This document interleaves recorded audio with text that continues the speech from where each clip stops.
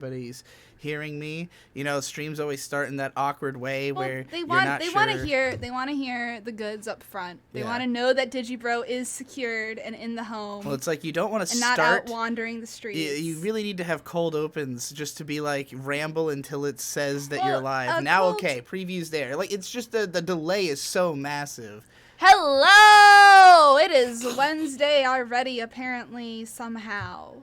God damn. Yes. Good. We are here today. We've got quite a lineup for you guys, actually. We have the one and only Dr. Don Jolly here with us, as well as my schizo fiance, Digibroni. Don can continue his introduction. No. I was just going to say thank you very much for having me. Of course, I'm excited to be here.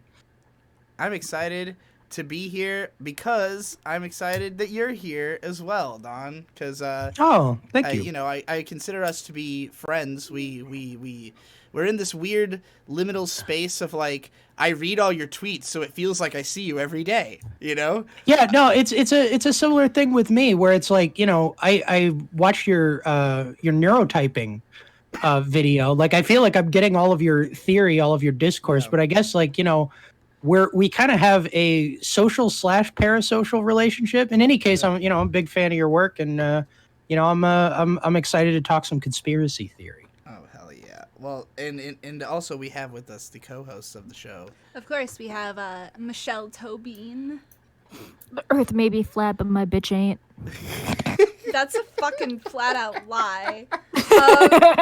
And Ash Vampire as always.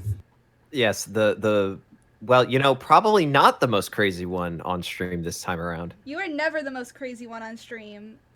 Let me be honest. I don't know that first one. You're just Don Jolly. You're more honest. I've only ever heard of you through rumors and little snippets of videos that I've watched at Digi and May's house. So it kind of feels like I'm talking to a cryptid. Oh, okay. Like my favorite cryptid. It feels like I'm talking to Mothman.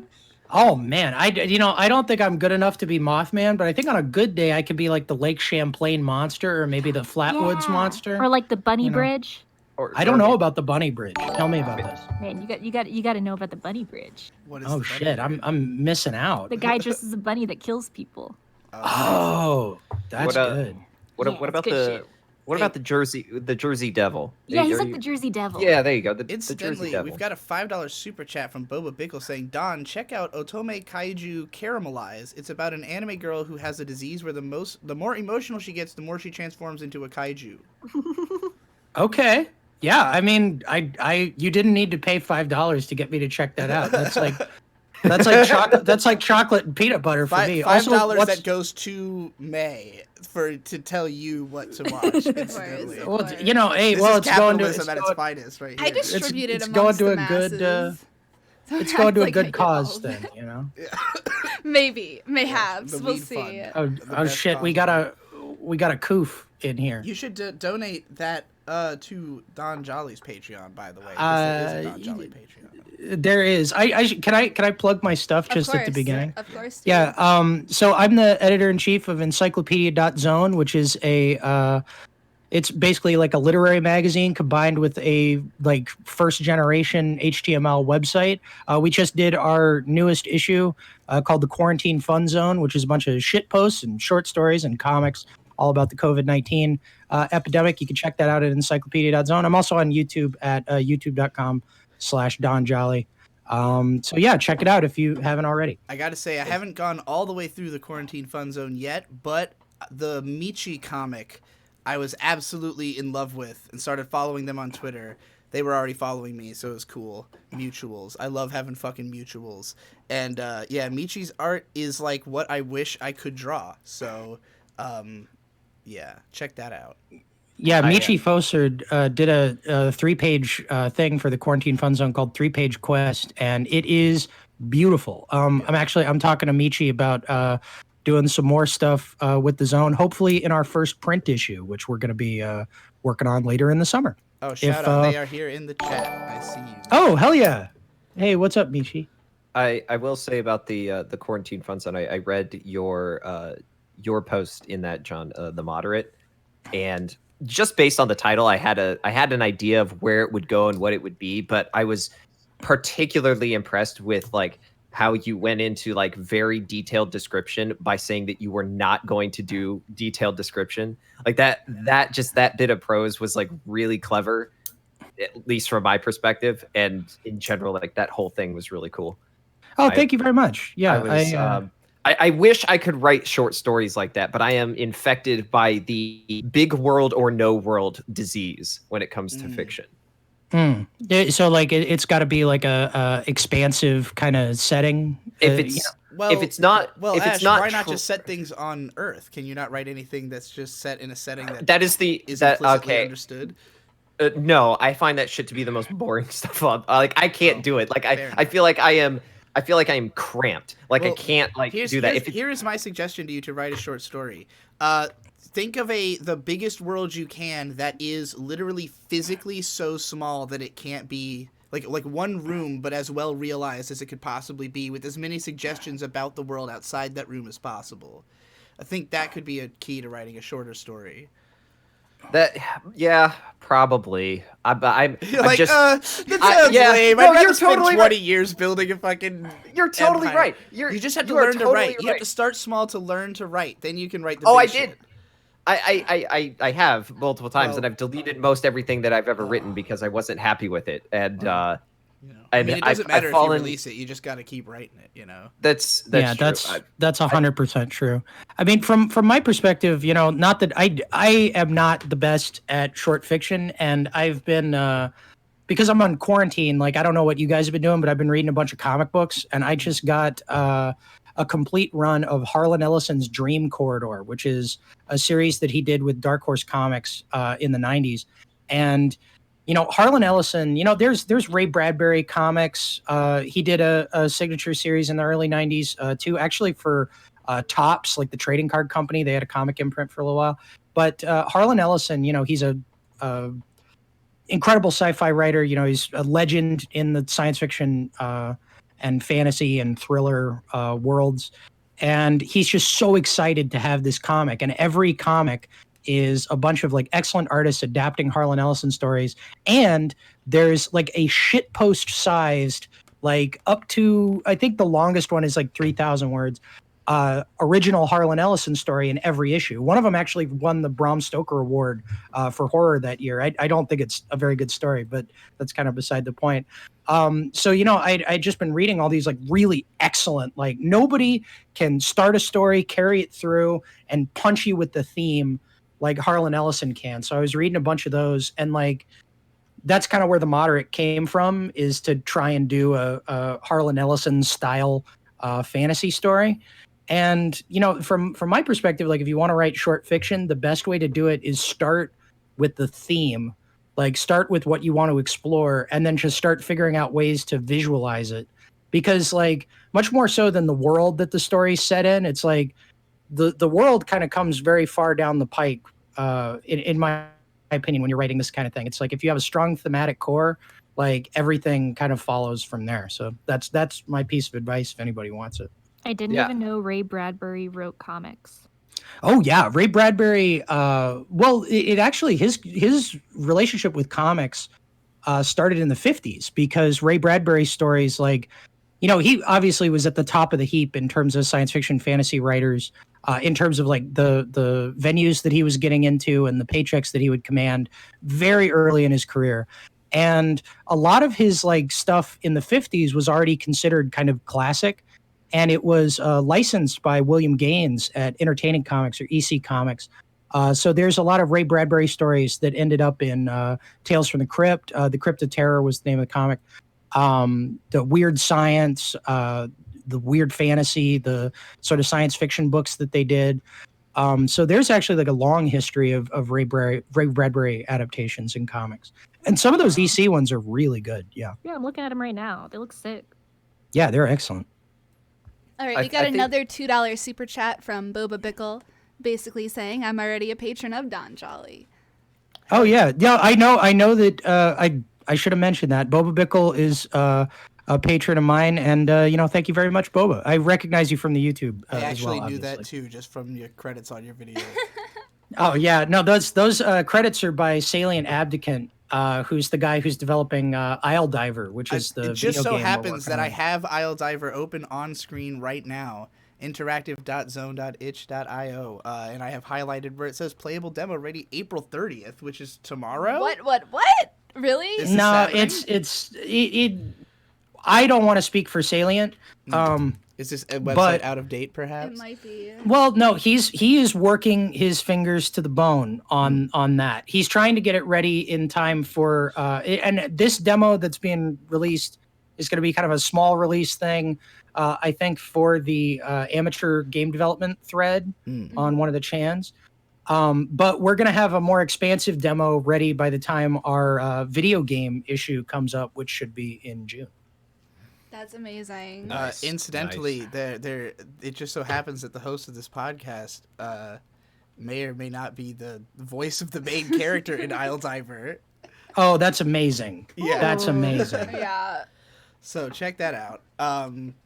She has one really excellent line of dialogue. Right on. So yeah, should we start talking about conspiracies? What conspiracy do we want to talk about first? Do we want to jump right into the COVIDs and the Bill Gates? There's multiple conspiracy theories kind of surrounding the coronavirus. So I kind of just wanted to get a sense of.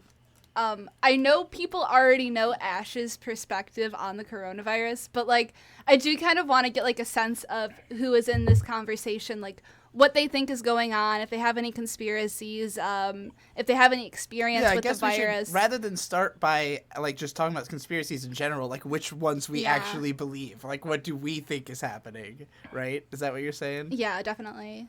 Who should start? Ash is on the first in the chat.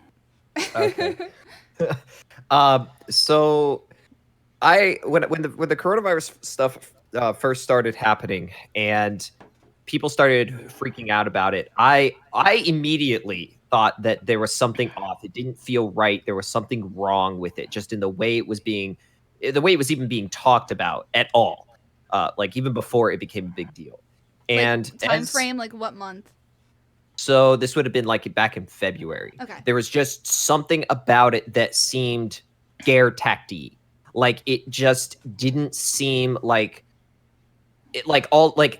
just the simple fact that numbers were wrong days after they were initially released, the fact that people countries were getting infected, and then you had all those videos coming out of China of them fumigating the streets and stuff.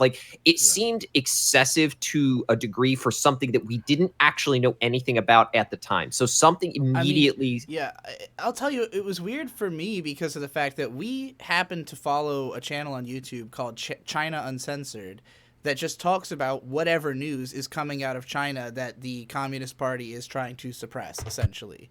And it's a fascinating channel, really well done, very well researched. It's the tone of it is basically like if John Oliver was funny, if Last Week Tonight was watchable. And also about China. And didn't have an obnoxious live audience that you had to wait for all the time. So, but yeah, it's all really fascinating information about China.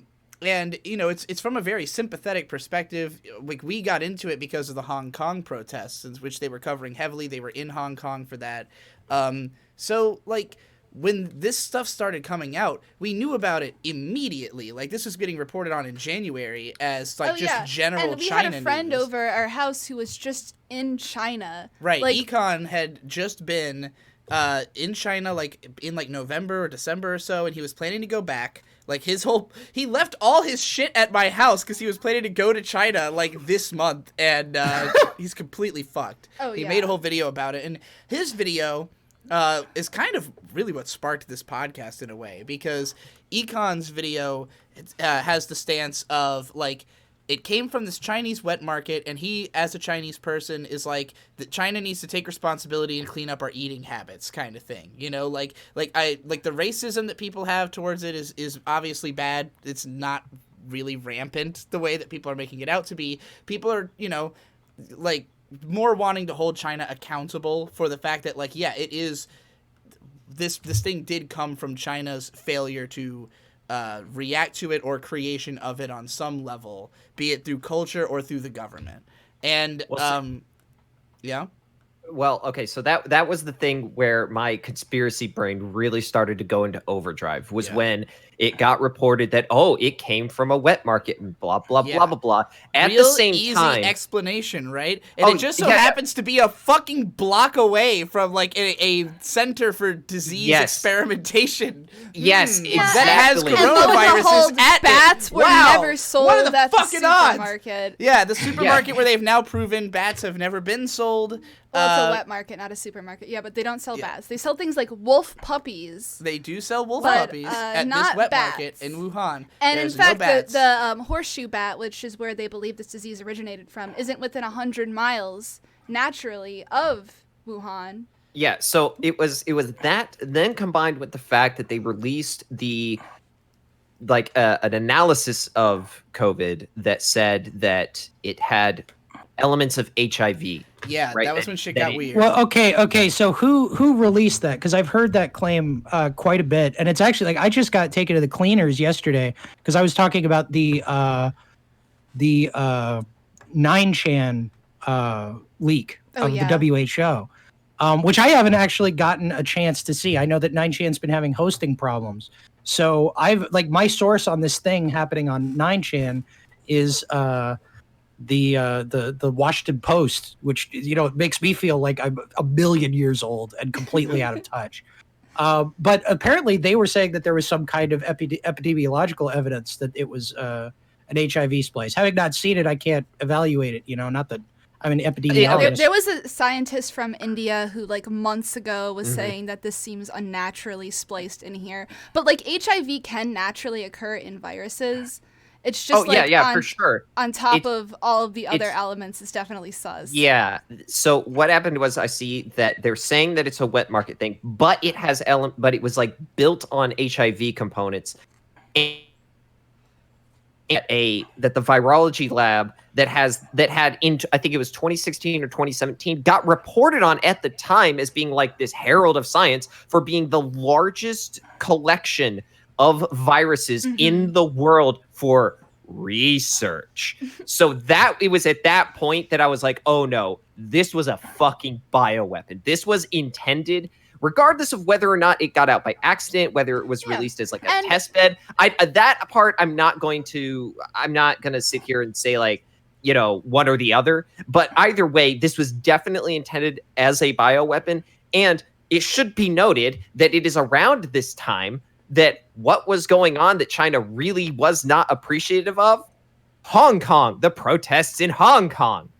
Right. So if you think that they were not developing, and it should be noted that coronavirus, as we have seen it, right, is only mildly deadly, right? It's not like a wipe the earth clean kind of disease. Right. It scare people back into their fucking homes for the summer so that they stop fucking protesting the Chinese government. Well, and not just that, but it has a predominant effect on older people with more compromised immune systems. So not only does it scare people back in, but if you're having to take care of your goddamn grandma, you can't very well go out protesting on the street. Mm-hmm.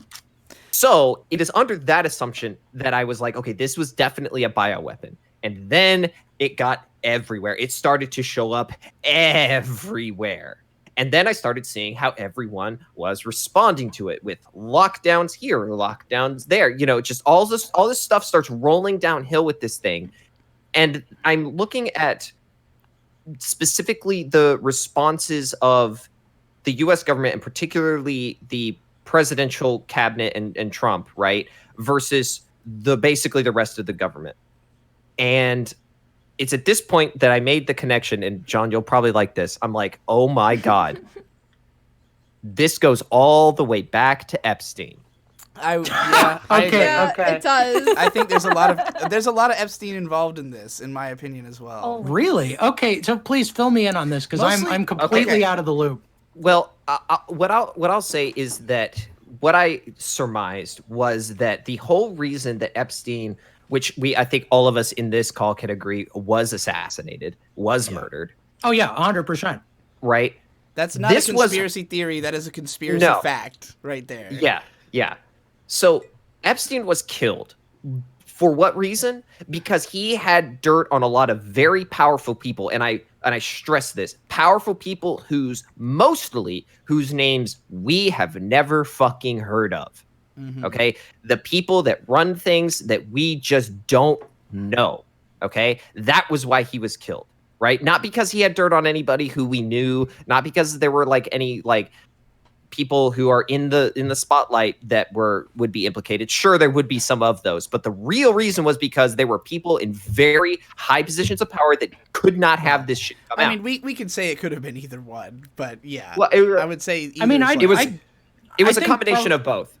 I think the most likely thing, like it may be true that there are like these people that are never going to be named, that there was like some kind of vast revelation of the secret mechanisms of the world. But I think the most likely thing is that Epstein was an intelligence agent.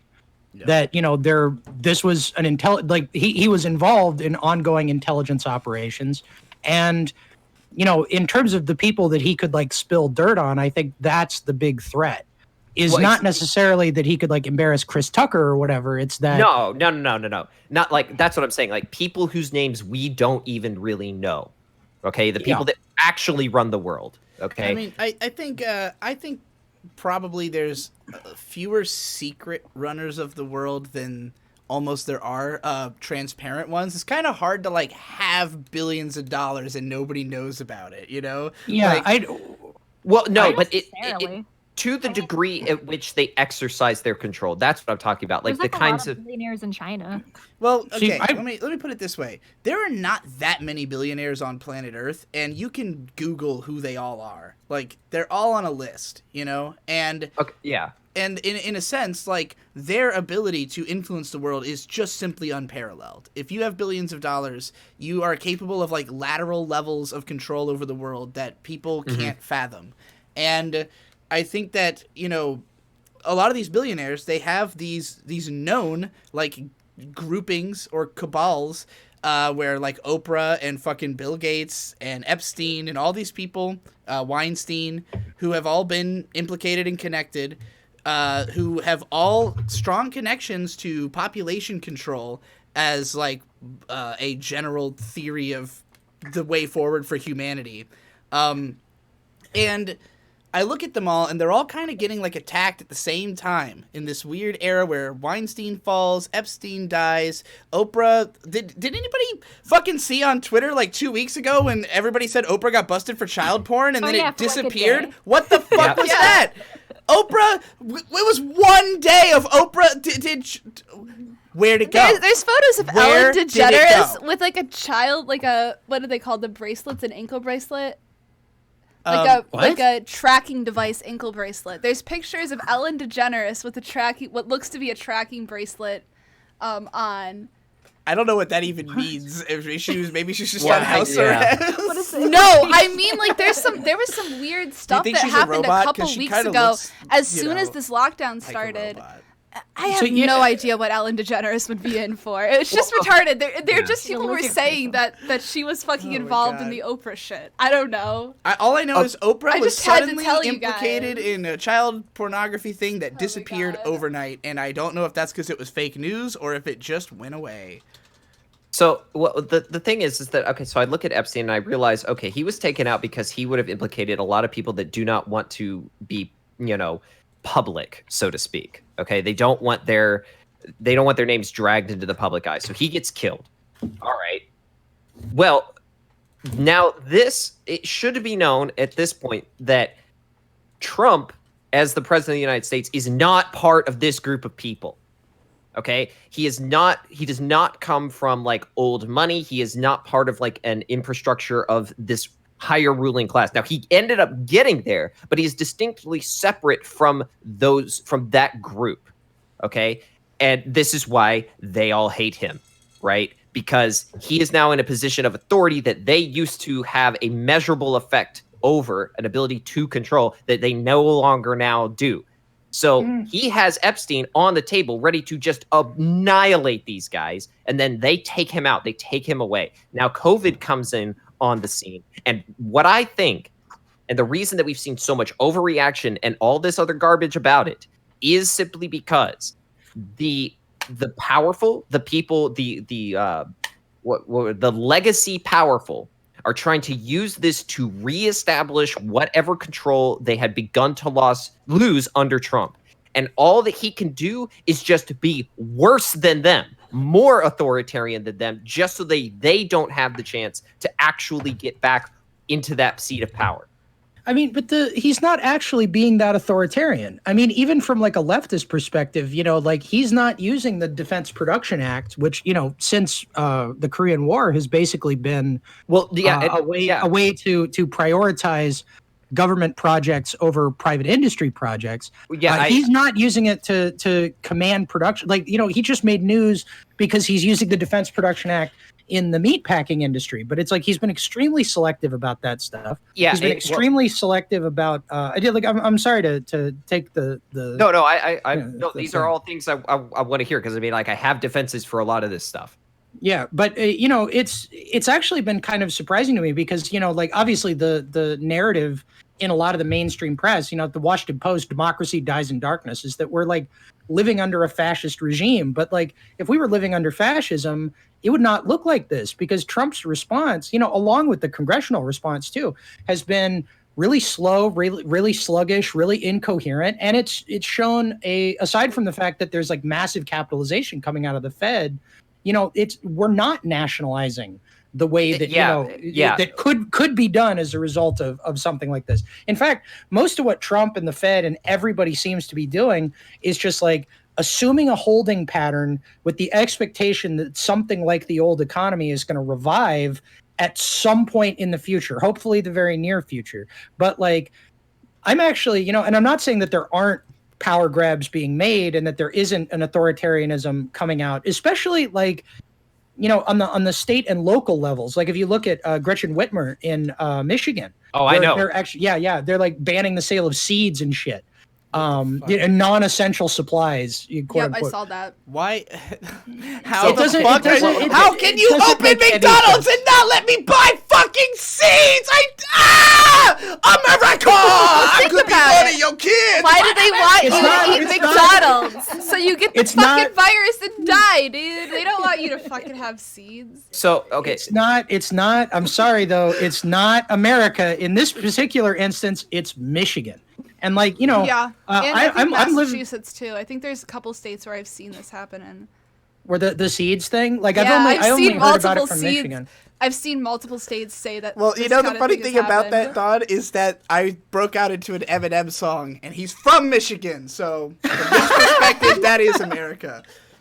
Yeah, but he's not a threat because he only eats mom's spaghetti. And he also does not leave his house. He said he was going to cater mom's spaghetti to like essential workers.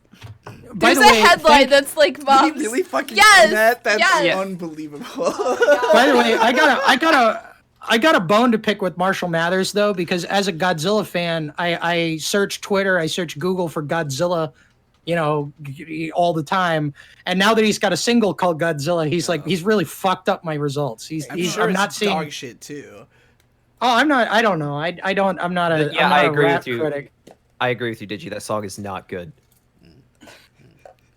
But no, okay.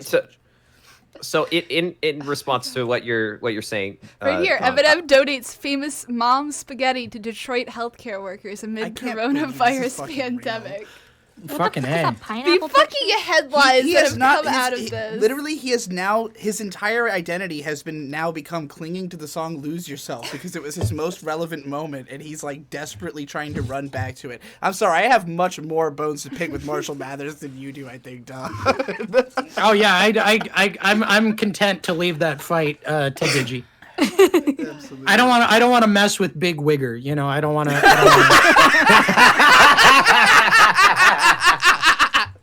All right, Ash, continue your defense. No, okay. The reason I think that you're seeing that is because I don't think that Trump wants to do that, right? Like he's only been forced to do what he has because he has to do something. Otherwise, the legacy power will just do something else for him, right? They'll take it and they'll do it. And so unless he does at least something, he's trying to minimize his impact. Right? Like he's trying to just stay ahead of them in some capacity, because the other thing too is that Epstein and the COVID thing have forced the legacy powers that be, so to speak, they have been forced in a way to sort of show their hand, like in order to act in any particular way that, prevents their demise, that prevents them from, falling out of their positions of authority.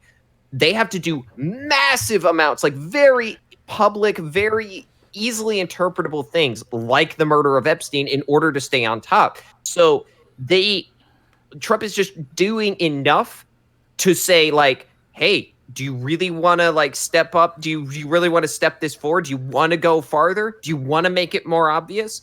That's why, like, I don't think he wants to be doing most of what has been done. And I think that when you look at the state level and you're seeing that, like certain states are, doing more than others, I think that you could tell, like, there's your dividing line, right? There's the line of demarcation between the people who are plants, the people who are pawns, and the ones that aren't. So I don't think that COVID is, more or less, I don't think it's real. I don't think. Well, but you do think it's an actual virus, right? I mean, like you were talking about it being a bioweapon. Oh, like, yeah. You think it's real on that sense? I mean, I don't think that the response is justified, nor do I think that the response is about the virus itself. It is using the virus as an excuse to do other things.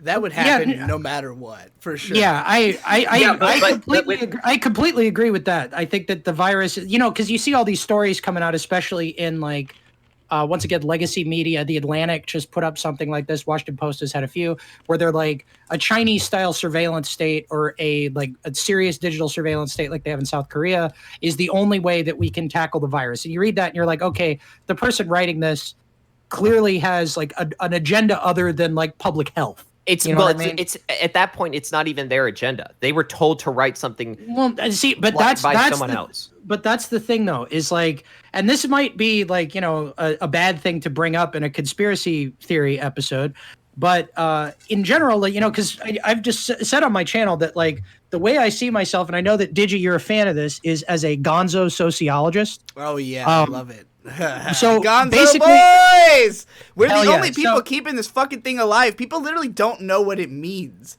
Like, hey man, I think that it's honestly like Gonzo died a deserved death as a result of like the aftermath of Hunter Thompson going over to the Hearst papers in the 80s. But like, you got to throw yourself into the story these days, especially because there's no interlocutors. We live in in databases, it's cataloged, it's online. Like, if people know it, it's there. I don't need to regurgitate fucking information unless it's, like, relevant to making you understand a point. And it's way easier for you to understand a point emotionally than it is for you to understand a point through me literally reading off a list of data, Yeah, I mean, and like, the data is important, but, like, more important is the perspective, the take, right, if you want to be memey about it. Like, the thing is, like, there's a limit to what you could do with like objective sociology, where you're like, I'm studying this thing, but I'm not inside of it. I'm an outsider. I'm an interested outsider. Because it's like, let me tell you, I studied the Church of Scientology for many years as an interested outsider. And when you're an interested outsider, they treat you with a lot of respect because they recognize that, if they treat this person, relatively well. I mean, I was under surveillance for a little while, apparently, but like, what? Well, this was back in graduate school. I mean, it's not a big deal, but like, oh right, you're old. But you're not that. Anyway, I mean, no, it's not that. Right? It's not that weird to be under surveillance. Like, my sister like applied for government clearance. Yeah. And was denied, but like they had to like talk to people in her family and shit. Like, I know for a fact that I have been tracked before. Oh yeah, I mean, I have been tracked and been one of the people involved in doing the tracking. I've been temporarily banned from Google before. What? Yeah. And Ash, I'm really for 24 hours. For what? Ash, I don't remember. I was just looking something up that was on 4chan, and I got fucking banned when I was like 19. Banned from Google. And the point that I was getting at, though, is like, okay, so I'm more interested in evaluating things from a religious perspective, as like, what function is this belief serving? In terms of the way that I have actually found the world to work, I really don't think there are that many secret networks of control. I don't think that anybody is in control. I think that The world is they're influencers. They're high level. Yes, influencers. Influencer is a good way to put it. And I think that the stuff with Epstein and like the idea that we have these unaccountable powers, like that's definitely true. But it's the intelligence agencies. And I really want to recommend a book here that I just read, which is by a historian from the University of North Carolina, I believe, named Catherine S. Olmsted. It's called Challenging the Secret Government. It came out in 1996. And it's essentially a study, like after Watergate, there were, a number of journalists like Daniel Shore and Seymour Hersh, and then that were investigating the intelligence community in the aftermath of this sort of like anti-government, very conspiratorial moment, which was Watergate. And it actually, it inspired some official intervention. There was the Church Committee in the Senate.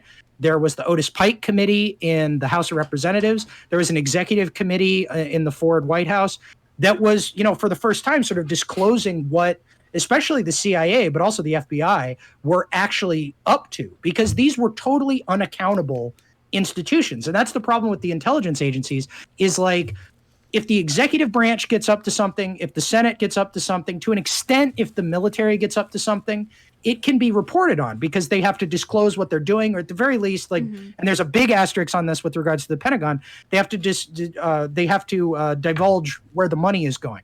But the intelligence agencies, the CIA and the FBI, they exist under the auspices of the executive branch.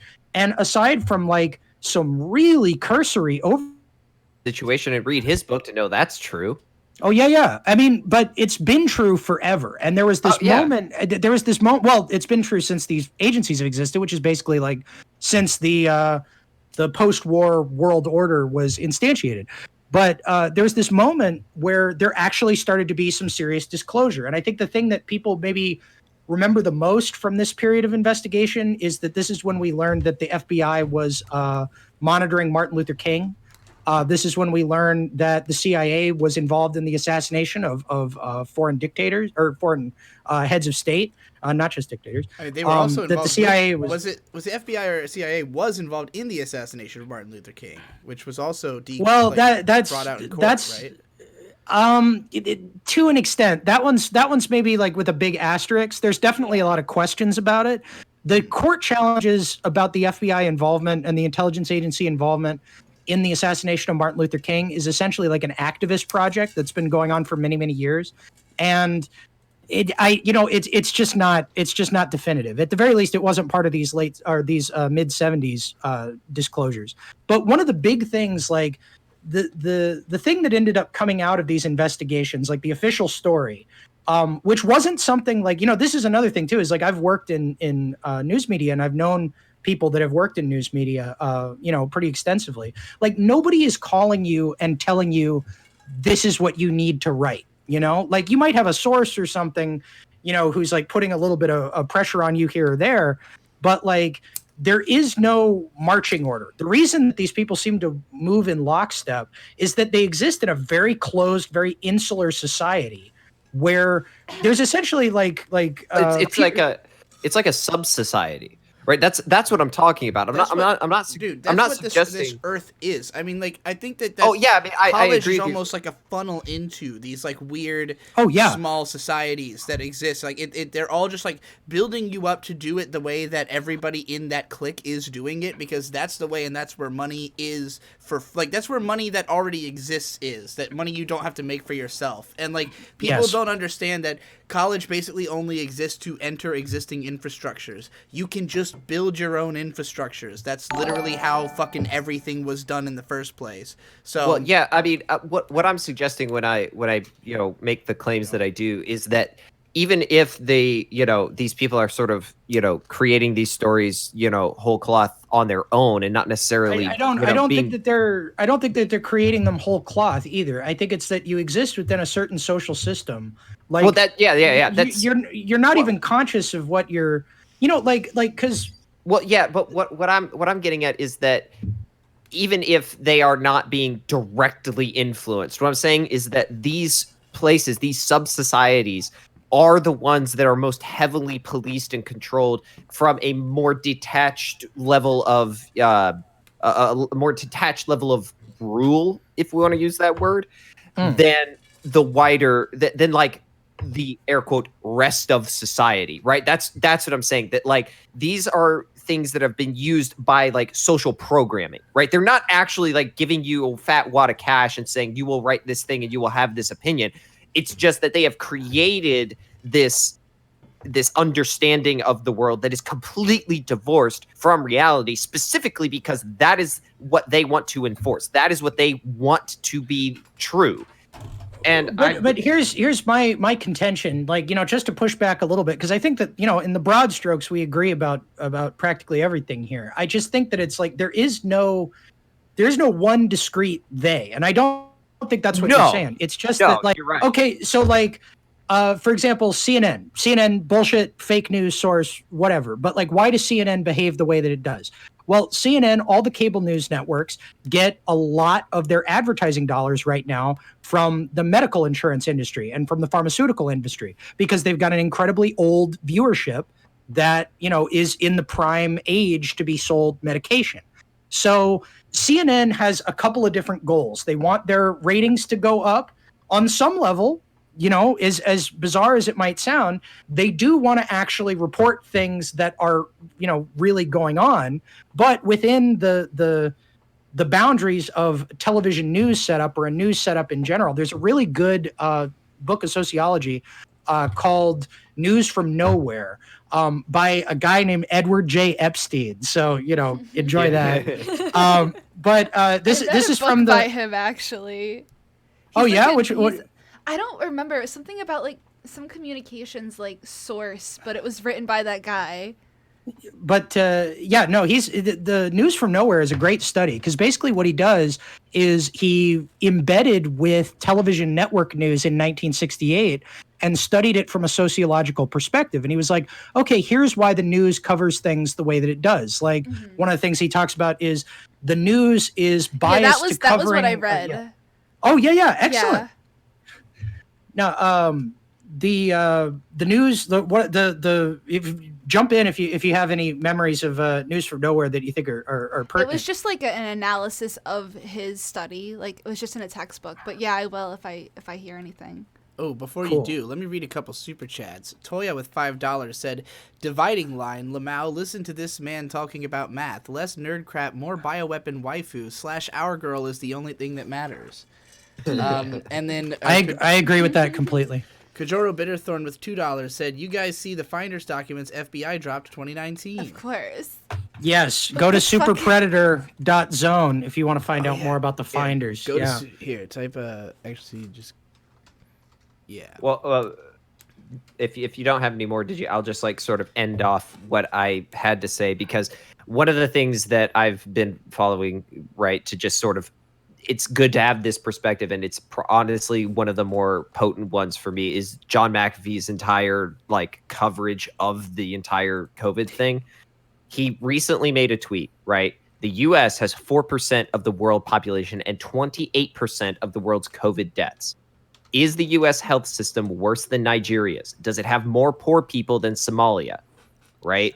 Like it is wildly out of proportion. And he has repeatedly noted that every single time that a hospital reports a patient with COVID-19, the federal government gives them $39,000 fucking dollars, right? Like there is a distinct motivation here to inflate our numbers because it's a financial and there's been documented instances of specific doctors being in, or just like healthcare providers just like making the decision to switch people to ventilators because they and not just that, but I mean, like, for Christ's sake, like New York City not too long ago just added, I think, like a 300 people to the death count for COVID, simply like just because, and these were people who were, by the way, already dead.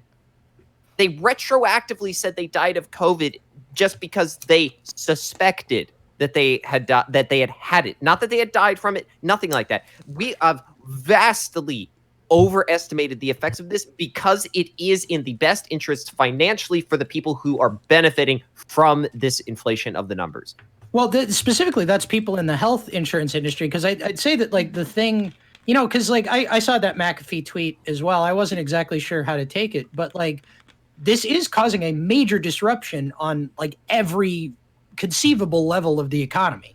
I mean, like it's destroyed the oil and gas industry, which, like, if you want to talk about trust me, old power structure, extant power structure, you know, trust me, I'm in there. Yeah. I'm in there. I'm a car salesman. It fucking sucks. No, I mean, it's the thing that makes me like the reason that I brought up like the Catherine S. Olmsted book, the Challenging the Secret Government, is essentially the conclusion that, you know, was sort of broadly reached among like especially in the Church Committee in the Senate, was that the bad actions, the, like, you know, the assassinations and stuff like that, the opening of American mail on the part of the CIA and the FBI was the result of a few bad apples. And that, you know, for the most part, these totally unaccountable systems of power could continue to operate. But what's really interesting, if you look at the Otis Pike Committee in the House of Representatives, which was like brutal committee, actually started examining like, okay, so the CIA says that it's got to do all this stuff to ensure American security and to gather information. So how effective are they? And their conclusion was not really.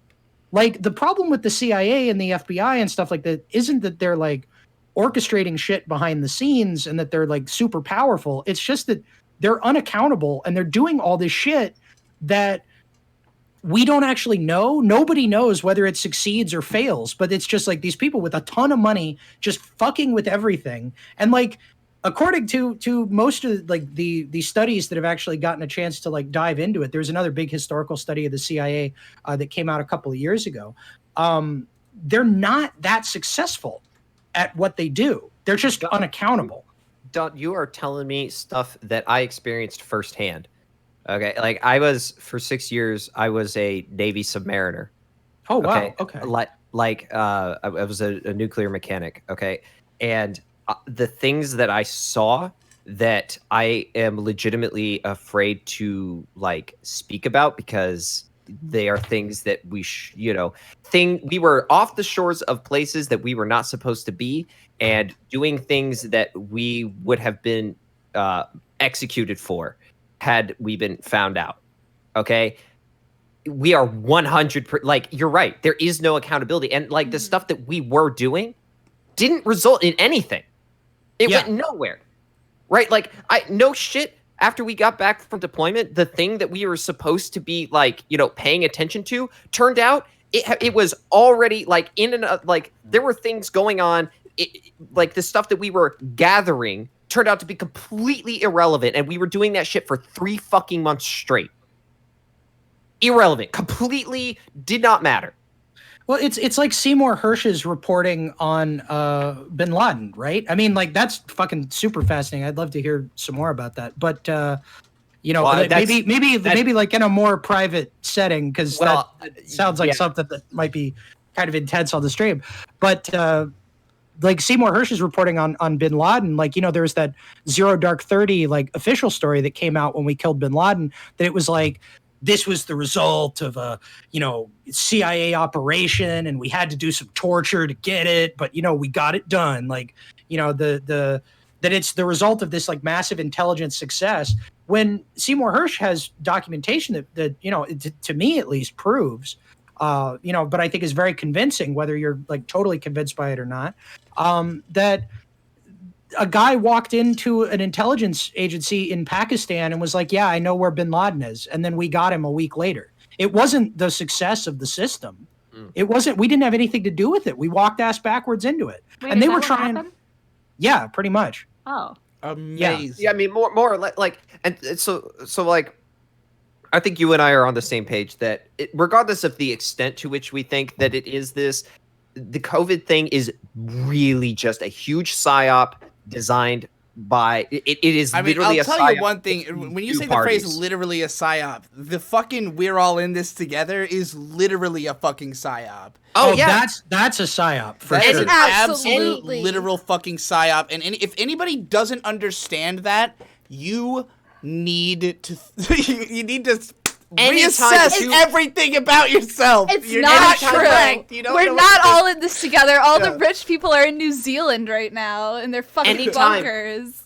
Anytime that you like hear a token phrase that sounds too much like a slogan to not be one. It comes out of a government mouthpiece. Real quick, are you bring up the PSYOP Wikipedia article because I really want people to understand that like the United States PSYOP division is a division of the military. Like it's not a conspiracy theory. Yeah. It's a no. They literally are here. And they're here. The Navy division is in my town. Like it's in Norfolk. So like I live by the PSYOP base, and that's my new thing. That's my new character on Twitter is guy who lives near the PSYOP base. I have come into direct like in my time in the Navy, I came into direct contact with these people. I know exactly what you are saying. Yeah, and they're the people who would come up with this shit, right? They are the people that come up with that shit, and you want to talk about like, okay, here's because I have like conspiracies about the military and what it's actually there for. You got to be careful. Somebody in the chat was like, one of these days, Ash is just going to not be available to join the podcast. By the way, Spider for $2 in a super chat said, there are more excess dead than in previous years. I think you meant the opposite, because the fewest people, like percentage of deaths have happened in the history of human civilization since COVID happened. That's real. That's a real stat. Yeah, the lowest percentage of deaths per ever. week in New York City, though. But, in New York City, it's one fucking place on Earth. Like, on Earth, elsewhere. The fewest people are dying ever because it is. I think it was just the U.S. Okay, right? What I love about this whole lockdown is that it's the perfect metaphor to make people understand, like what government even is. Because at this point, yeah. Because I mean, the world is inherently a deeply unsafe place at all times. Let me just address these people real quick. There's some people in the waiting room. I don't think I'm going to take callers tonight because Don Jolly is only going to be here for a limited amount of time. This is not going to be a 6-hour fucking show like it usually is. But I wouldn't be don't sit in the waiting room expecting to get called. Like if you have something to say, just super chat it. But like there's a lot of things to talk about. We could go on about this forever. We also have like literally. 6 people on the show already. Yeah. As much as I would love to talk to those people because they're all great. There'll be another show this week. Yeah. So. Carla and No Thank You. I'll talk to both of you on the next one I'm on about these things. Because I'm sure they're going to have There'll the be opposite. another show They're this week, probably I think, fucking on literally Saturday. chewing through their own arms listening to Ash talk about Trump over there as a couple of communists in the chat. I've already chewed both of my arms off. But anyway, so fuck, what was I saying before you said that? PSYOP. Oh, about the I fucking literally forgot.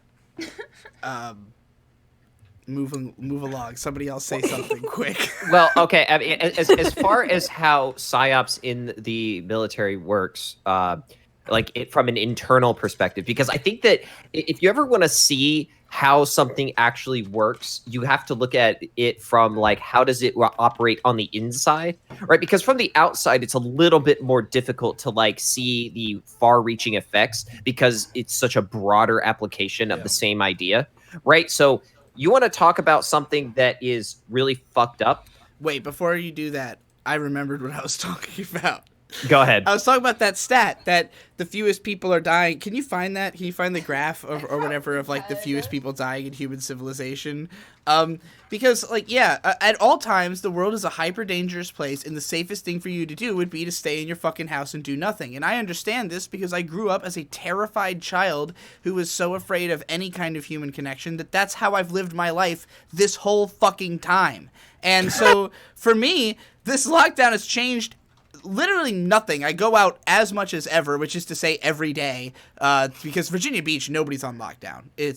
Nobody gives a shit at all. It's really funny because Governor Northam is like trying to lock us down, but I don't know. I think Richmond is very different from here currently, which is the capital. There's tons of people wearing masks, but like we live near a Walmart and that shit is hopping. Dude, people are fucking day. out on the streets, like hundreds of cars. Dude. So yeah, there's nothing resembling a lockdown here. But there are people shut down? No, I mean everybody's wearing masks, and there's open like 24 hours still. There's plastic they don't even shields clean and that shit. shit. But yeah, we go to 7-Eleven all hours a day. There's like a 1-hour closure for cleaning at Wawa, and that's the biggest difference in life. Can't go to Wawa between 2 and 3 in the morning, you know, or Walmart between 4 and 5 or something like that. The prime hours for needing Wawa. Yeah, exactly. Absolutely. I know. It's probably the hour they do the most business when the most prostitutes come Did you there. find that graph? I can't find it. There's no way Just Google's type like gonna... fewest deaths in human civilization. Also, you open Google instead of DuckDuckGo because DuckDuckGo is frankly fucking terrible. I'm looking at all conspiracy theories. I know, have but to this use is a real stat. Sponsor me, by the way.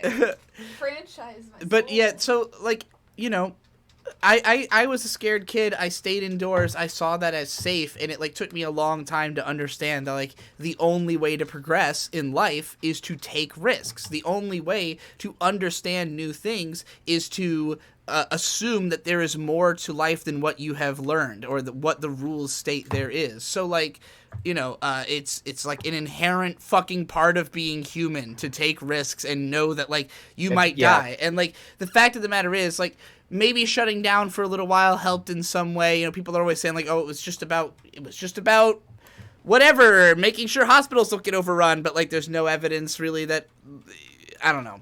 It's just like, it just seems like a fucking...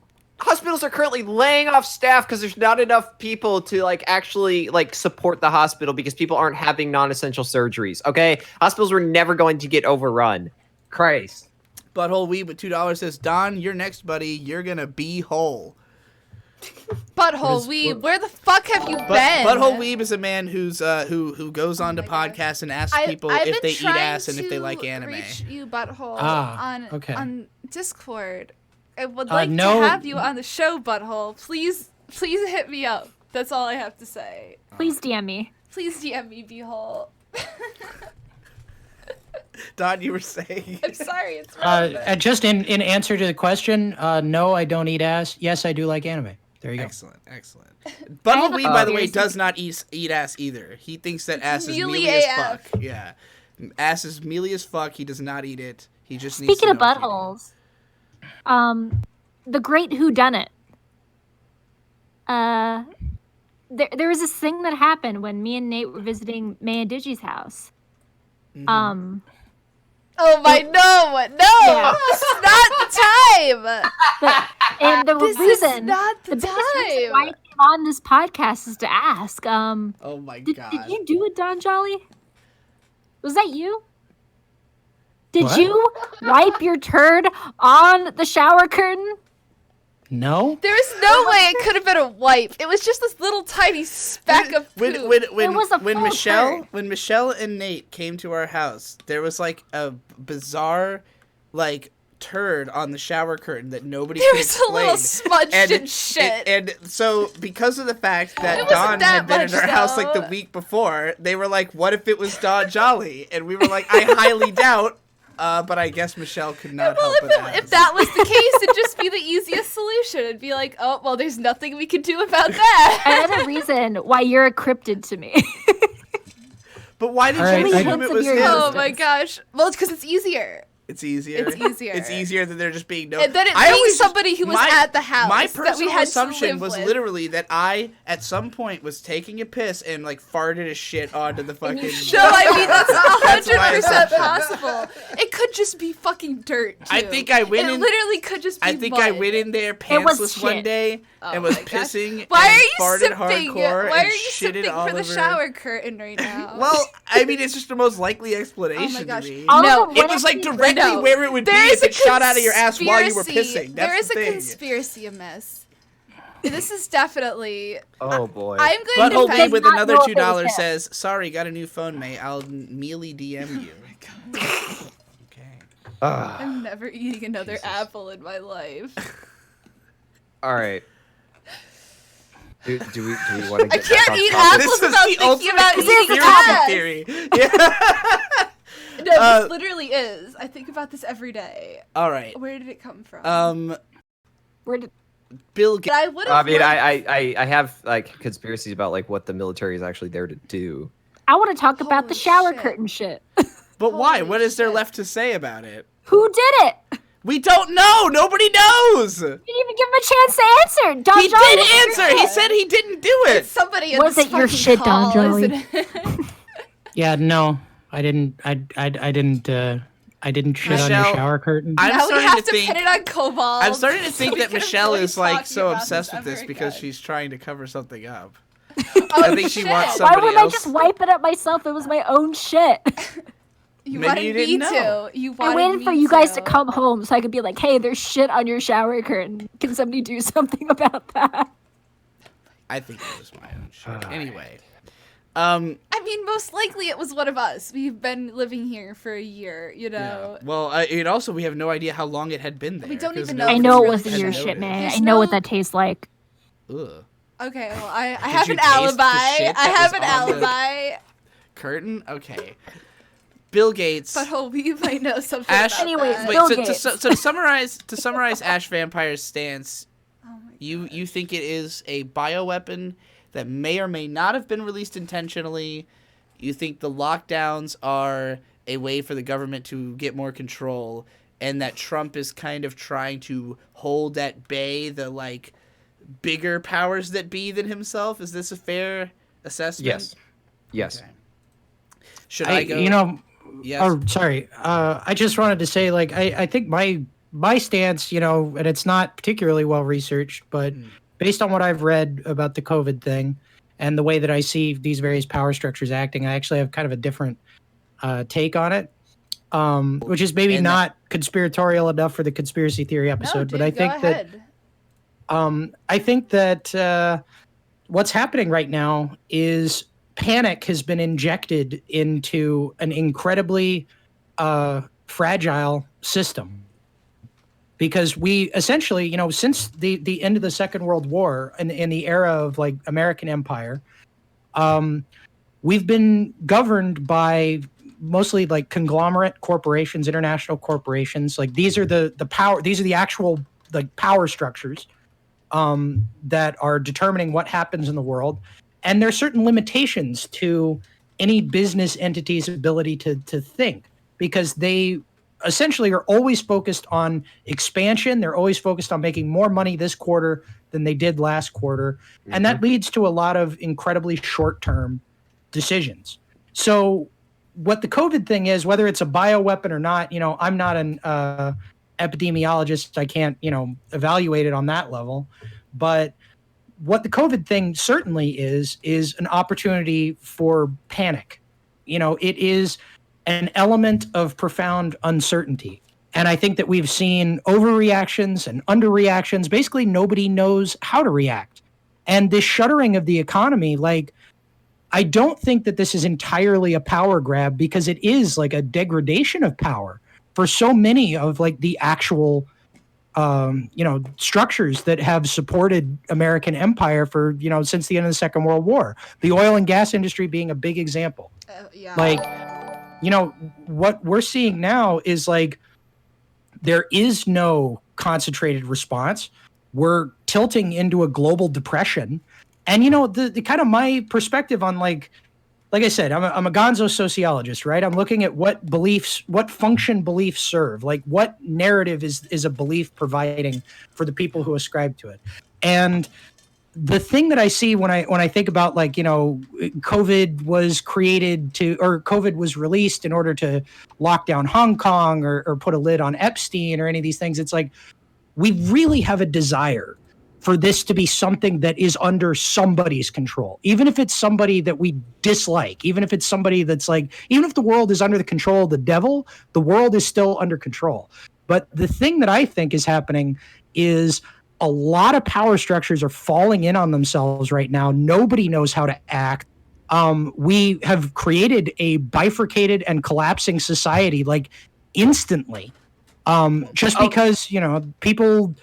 there was such a tremendous level of panic about the virus, you know, that everybody felt like they had to make some kind of response. Nobody, like, you know, Bob Iger at Disney didn't want to be responsible for millions of deaths on his watch. He shuts down Walt Disney World. All the sports get suspended. Suddenly his company, like, you know, what was the most powerful corporate cultural entity in the world 6 months ago, is like on the verge of collapse. You know, the oil and gas industry is on the verge of collapse. The United States and China are starting to get really belligerent towards each other because we're in the midst of a global depression. What do you think about a lot of like the CEOs of businesses just leaving right before this shit started to go down. Like the CEO of Disney left, the CEO of MasterCard left, I think.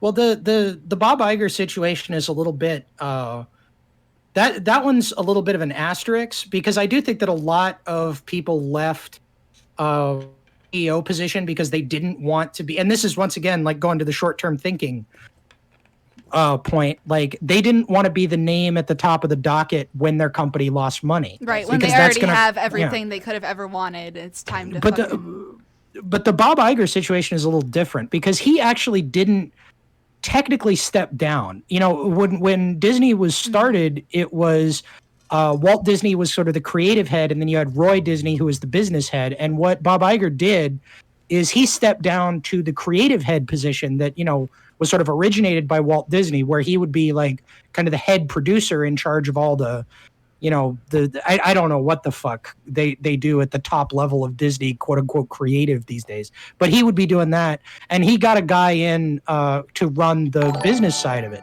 But now, you know, like maybe that was a really well calculated move. But now Iger's back, you know, in the press, making a big deal about the fact that he's back in charge, because he's trying to, provide comfort to his investors. Because the company is in serious trouble. Well, it's funny that I don't disagree with you, Don. When I make the I see is that I do agree with you that like you're seeing you're seeing like an internal collapse of a lot of stuff, right? And what I think is the result of that, what my theory and is sort of based around, is that they see this collapse happening, and all of this stuff that I'm suspicious of is them attempting to hold on to what they used to have, like this attempt to try to keep things as stable as possible. It's like a mad dash for what power will be left, what will be available after it's over. Yeah, I mean, I don't know, like, I don't know what power is going to look like in the future. Exactly. Like, I don't think anybody. Yeah. No, they're trying to be on the right side of history, more or less. Like all of them are trying to make sure that they are still in a position of power. It doesn't matter what it is, right? Yeah. That they are still in a position of power, in a position of influence when it's all, when it's all over.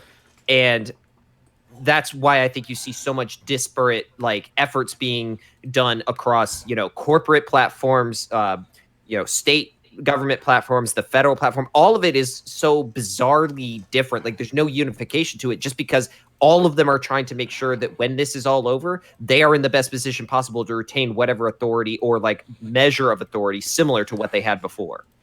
I mean, I think that that's part of it, but I think the big thing that's going on right now is, like, first of all, because of the political polarization in America, obviously locking down or not locking down has become a political calculation in terms of like, what's your position vis-a-vis Trump?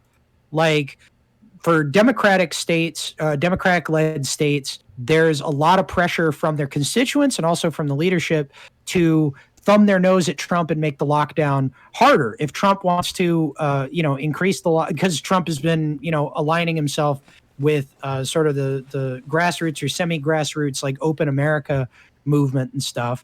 But then if you go too far into opening your state, like happened in Georgia, then Trump will ding you. So there's this complicated political calculation that all the state and municipal people have to make. I mean, like, I live in Austin, which is like, it kind of prides itself on being this Democratic bastion in the center of Texas, right? And as a result of that, we had pretty stringent lockdown procedures in early, and we're actually still under lockdown until May 8th, even though the state has been partially opened by the governor, who is a Republican governor. So I'm actually living under two different and contradictory lockdown orders. And I think that it's not just about them consolidating power, although I think that that's like, I honestly, I think that the idea that people are approaching this as an effort to consolidate their existing power, to hold on to power when this is over, is giving them way too much credit for thinking ahead. I think that people are just trying to avoid blame because they recognize that this is a very dangerous thing. If people's like grandparents are dying, if grandma and grandpa die in the hospital, they don't want to be like the same reason the CEO of MasterCard stepped down, right? They don't want to be the guy that happened while this terrible thing happened to the people under their charge. So I think that a lot of people, like, I think that the main action right now is people just trying to avoid taking the blame for a catastrophe. And in trying to avoid taking the blame, you know, like they have crashed the economy, and the economy is not going to come back. Like, well, I understand what you're saying, that they're trying to avoid blame. It's just that whenever I look at people who are in positions of authority and have been in positions of authority for a long while, especially in like corporate and political structures where attempting to climb the ladder tends to be rather vicious, anybody that is able to hold on to their power for any extended amount of time, I tend to view as having a lot more intelligence and a lot more farsightedness, even if it is sinister, than they let on.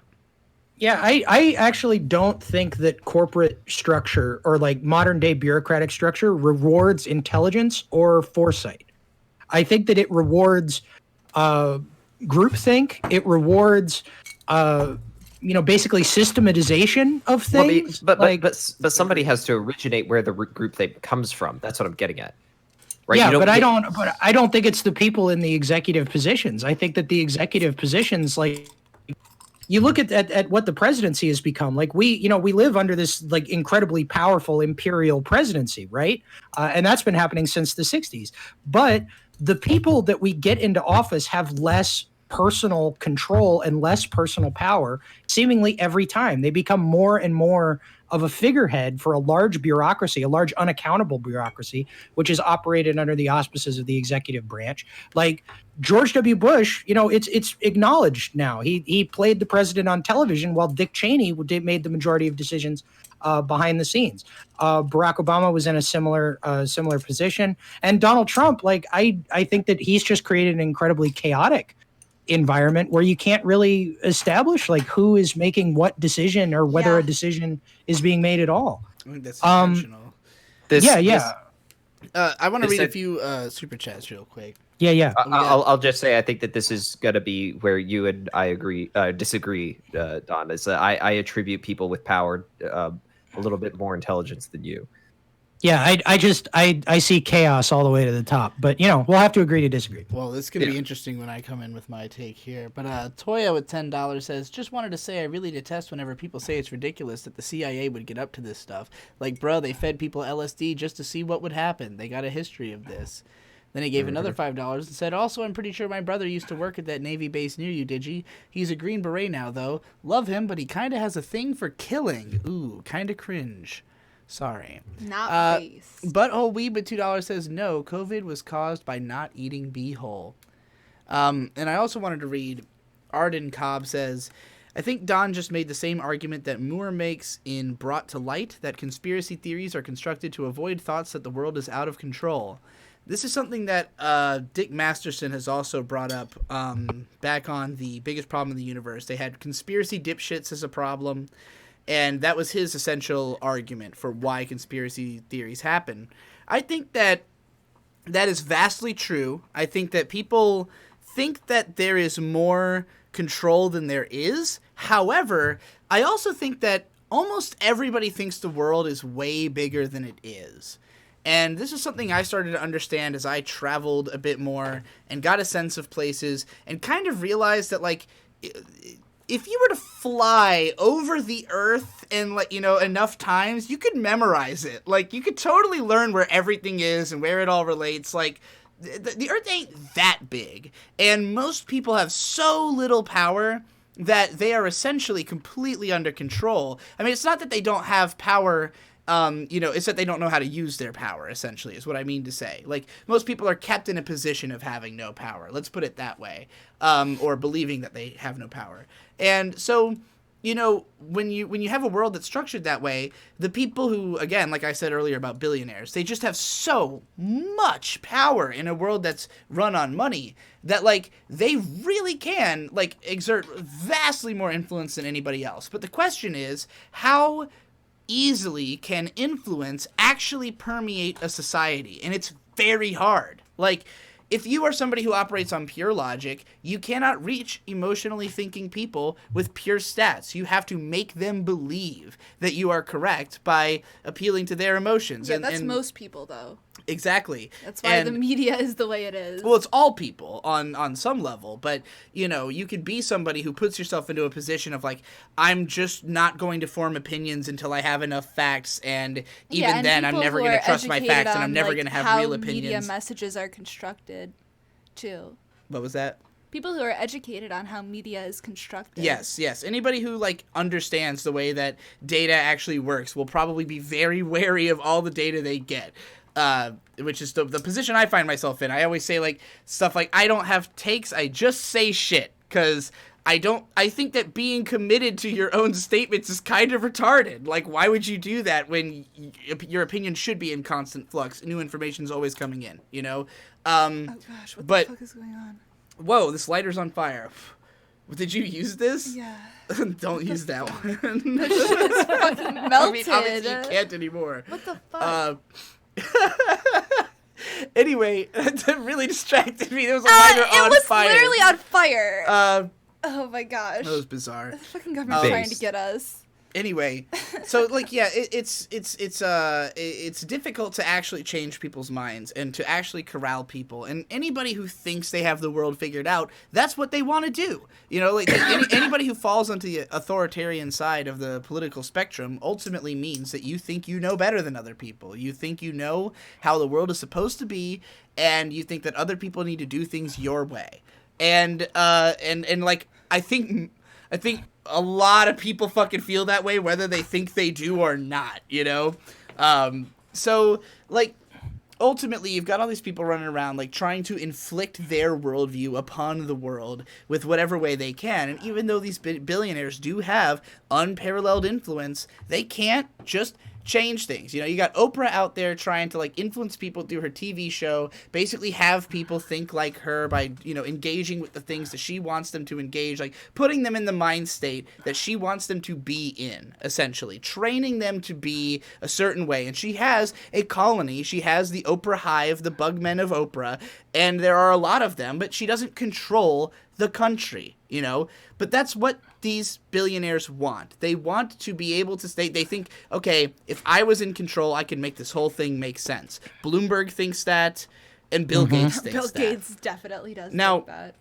Bill Gates is a guy who I think has, first of all, if you know about him as a person and his, just his living situation, this is a man who has a very, very deeply customized house. Everything in his house is done by voice command. And his super yacht, you could change, the exacting temperatures and colors of rooms, and just everything to maximize comfort and optimize. He's obsessed with his version of optimization. However, his version of optimization clashes with the rest of the world. We all remember Windows 8. Nobody wanted that because it was trying to force something on us that from the brain trust of the Bill Gates Foundation is this is the way forward. Everybody has to be this way, which is what Apple's mentality has just always been. They've just been nah, fuck you. If you don't like the way we do it, then you don't use Apple. Also, does anybody think it's suspicious how Bill Gates? This article was written in February, but I do believe he purchased this before then. That he ordered a 644 million hydron powered super yacht with gym, helipad, and infinity pool. Well, okay, Bill Gates, I think back in December, he went out on a submarine to avoid COVID. He was out, he was literally on a boat, the second there was even an inkling this was news, and that's before it was being broadcast anywhere in America. I heard about him being avoiding on lockdown long before America was on lockdown. But he also made this video 5 years ago where he talks about a pandemic, and we've all probably seen it at this point. The TED Talk that has been pushed by YouTube into people's feeds artificially. YouTube pushed this TED Talk very heavily.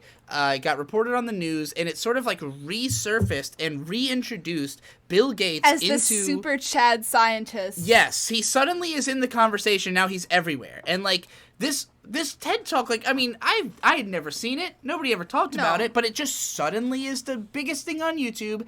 Everybody's seen it, got millions of views now, and then he starts showing up on TV. He's all over the place, right? He's justifying his entrance into this conversation.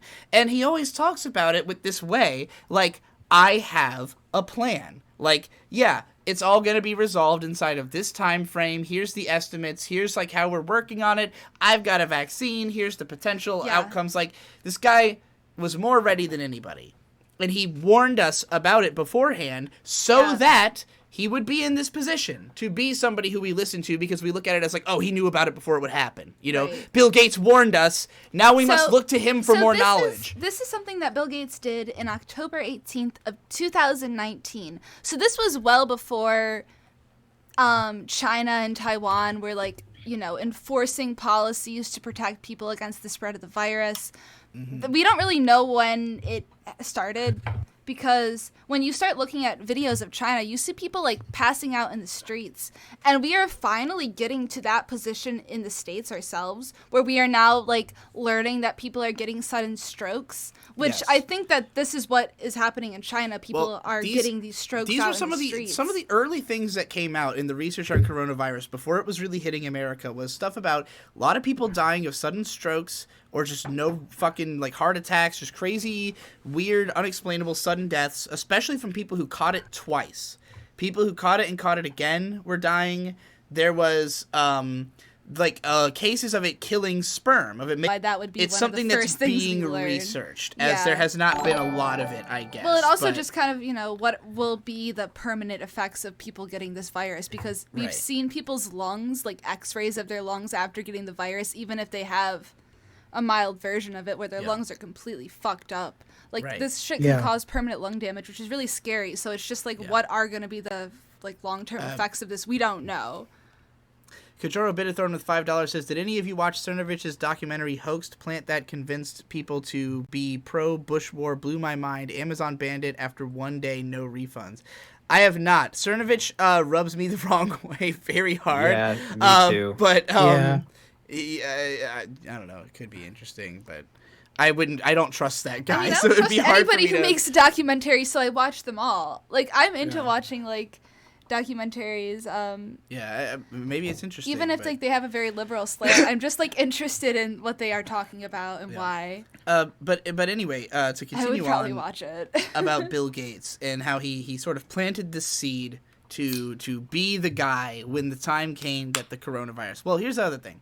He also helped fund the lab in Wuhan that this thing is, you know. Oh, by the way, just speaking of that lab, Don, did you see the pictures of the logo for the lab? Oh my god! Yeah, it looks like the Umbrella Corporation. Yeah. So fucking funny. Oh my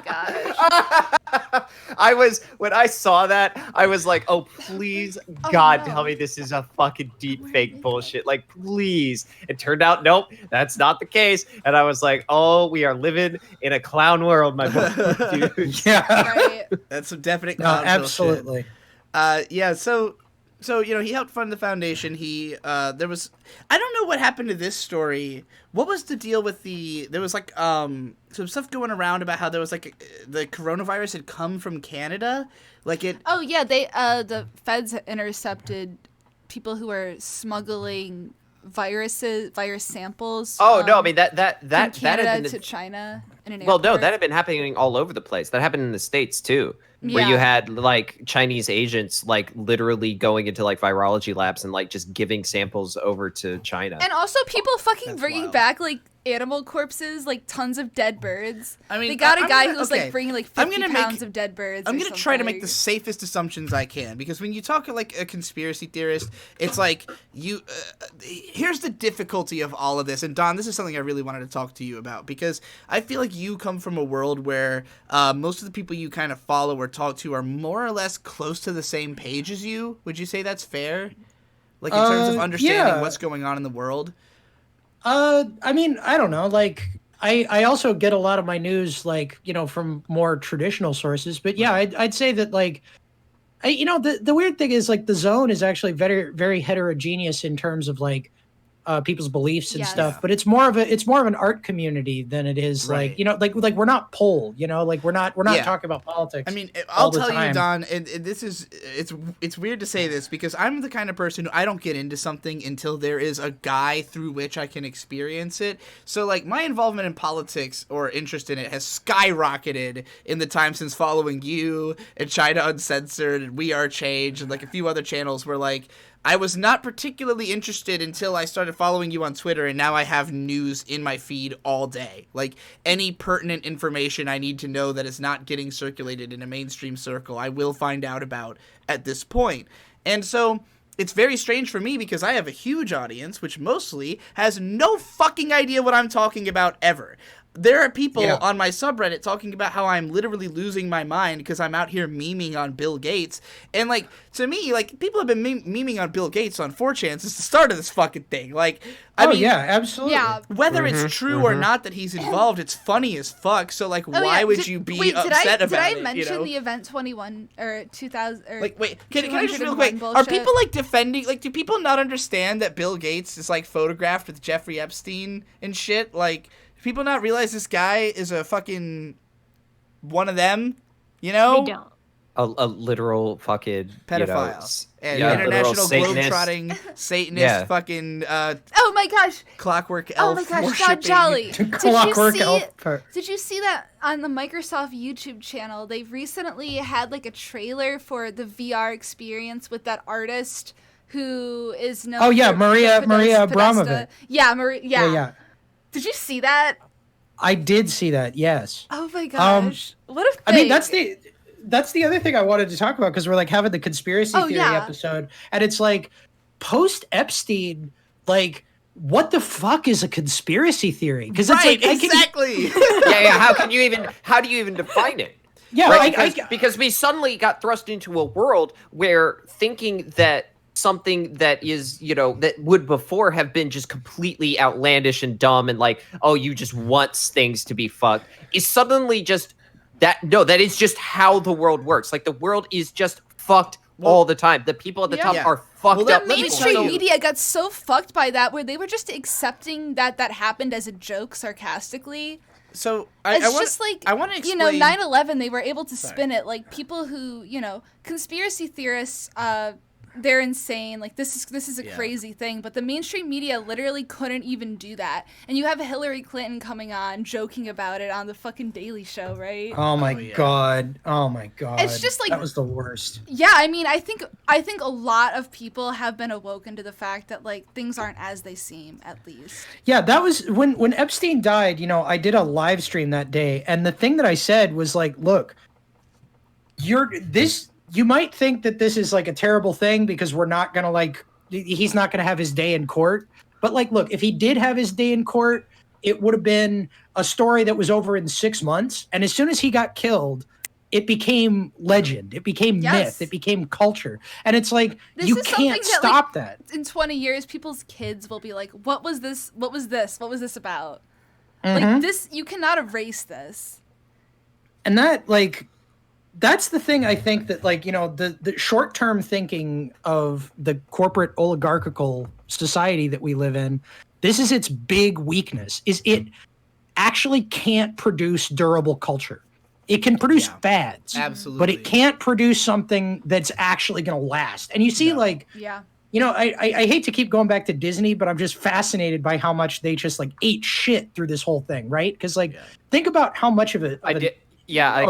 I watched that video that you tweeted out today. The one but even like just how corporate structure works. Conveniently, Disney Plus is out right now, so they still have a way to move forward.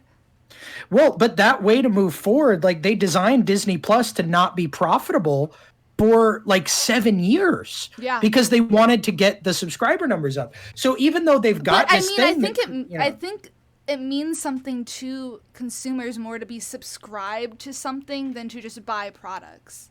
Oh yeah, I 100% agree with that. I think, I think they were ready to make the change regardless of how it happened. Like, this is just kind of a mass switch. Well, it's funny that we get to the whole idea of like a consumer and like what that means. Jim Sterling actually had a really good video about the difference between a customer and a consumer, because you see over the course of time, right, as especially in the video game industry, it's just a really good like study, like I would say anecdotal study of like this kind of shift in terminology, is that all like as games started to become more digital, and digital distribution started to become more and more of a thing, you started to see this shift where people who bought things started to be referred to as consumers, right? And the difference, the distinction there is a lot of people, they're like, oh, it's just like a synonym, right? And this is a thing you're where not a customer, you're a consumer. No, you're a consumer, right? And this is a thing where I cannot stand people who do not care about semantics. Semantics are important. The words you use are fucking important because they do, in fact, have subtextual meanings that are different. Like especially in corporate structure, the subtextual meanings are often more important than exactly. And corporations do not change their ways of referring to things that would otherwise appear to be synonyms without like an intention, right? The difference between a customer and a consumer, right, is that a customer is someone that you as a business, you must court them. You must make them care about your product. You must make them want to actually do business with you, right? It is a transactional sort of relationship, a mutual give-take between you and your customer. When I used to work at Target, like the word customer, you are banned from saying. You have to refer to those people as guests because in order to work at Target, you have to buy into this ideology. It's disgusting. Right? Yeah. Consumer. No, but like the first day I said guest, like what are the superior people were like, no, you literally can't say that. And I was like, this is fucking brainwashing. Like, my life is a psyop. What is this? At Whole Foods, you're not allowed to say coworker. You're supposed to say team member. Yes, same thing at Target. Target's really into that. You see all these like woke brands that really buy into this mentality. I'm sure Starbucks is like this too. What consumer means, though, is someone who you relentlessly shovel shit into regardless of whether or not they want it or not. Yeah. This is someone who has just bought into your shit shovel. You're describing why I'm trying to change my career, incidentally, because I do think Patreon encourages people to be consumers, and I don't like it. Oh, absolutely. Right, we have entered a stage now because of digital distribution. It's all because of digital distribution. Here's a conspiracy theory for you. Digital distribution is designed from the ground up to be a system which you just mindlessly buy into. A system where it's where the creator has all the power. They have every ounce of power in what happens. It's not the creator, the distributor. Again, the creator can be the distributor, but I agree. Right? So a consumer is somebody who has zero agency in that transaction. Zero. Yeah. Right? And that is why, like, I mean, that's why we have so many subscription models. Right? Because once you are in that pipeline, they don't have to court you as a customer anymore. Like, it is an out of sight, out of mind thing, and they could just shovel that shit in and just, make you think that you can't live without it. They remove the agency from there's not an individual transaction that happens every single time. It becomes just this process that you continually repeat, and they continue to reap the benefits of not actually having to appease you as a customer. Yeah. To refer to someone as a consumer is to literally look down on you as less than human. I mean, you are a machine. You're not somebody worth connecting with to earn business. But this idea that there was like a transition very recently from customer to consumer. I mean, consumer's been around as a term. No. Yeah. I agree. I'm just talking about more mainstream. Digital distribution is where you really started to see it just because it was a major consideration in the 1950s, the 1960s, because originally, like, as far as I understand it, and this might be incorrect, but like consumer was used as a designation for somebody who was like literally, consuming a good that was like thrown away afterwards. I do know that it first. I knew that it first gained popularity, in the 50s when you had that big push in women's suffrage to like buy cigarettes. right? That was where it first cropped up as this idea of consumer versus customer. But the reason that I bring it up is being a more let me back you up a little, Ash, because I think that the 50s, I consider that era to be the dawn of like what culture is currently, which is the mass market, mass production. Everything is about anarcho-capitalistic almost kind of mentality. And I think that the 60s was a time when culture recognized it was going in that direction, thought it was bad, had a whole movement against it, and then just did it harder, and then spent the next 30 years cleaning it up and trying to make it look pretty and justifying it by taking all the cocaine out and telling people they can't say faggot anymore. Like, that's the 80s to now, basically. I think that's pretty true. Yeah. I mean, I think that the thing about, obviously they look at you as being like somebody who doesn't have agency, and there's all these systems in place to make sure that you don't that your agency as a customer is not the most important thing in the world. There's all kinds of systems of social pressure and et cetera. Well, that's what I mean. That there is the defining difference, and the reason that I bring up digital distribution is like where it really took off, at least in my mind, is because with digital distribution, you finally have this way of actually exercising that lack of agency because there's no physical product with which one can be. I feel like you're describing us going from being like 80% of the way there to 100% of the way there is what you're kind of trying to say. Like, we already were consumers. We just finally admitted it. Like, we became shameless.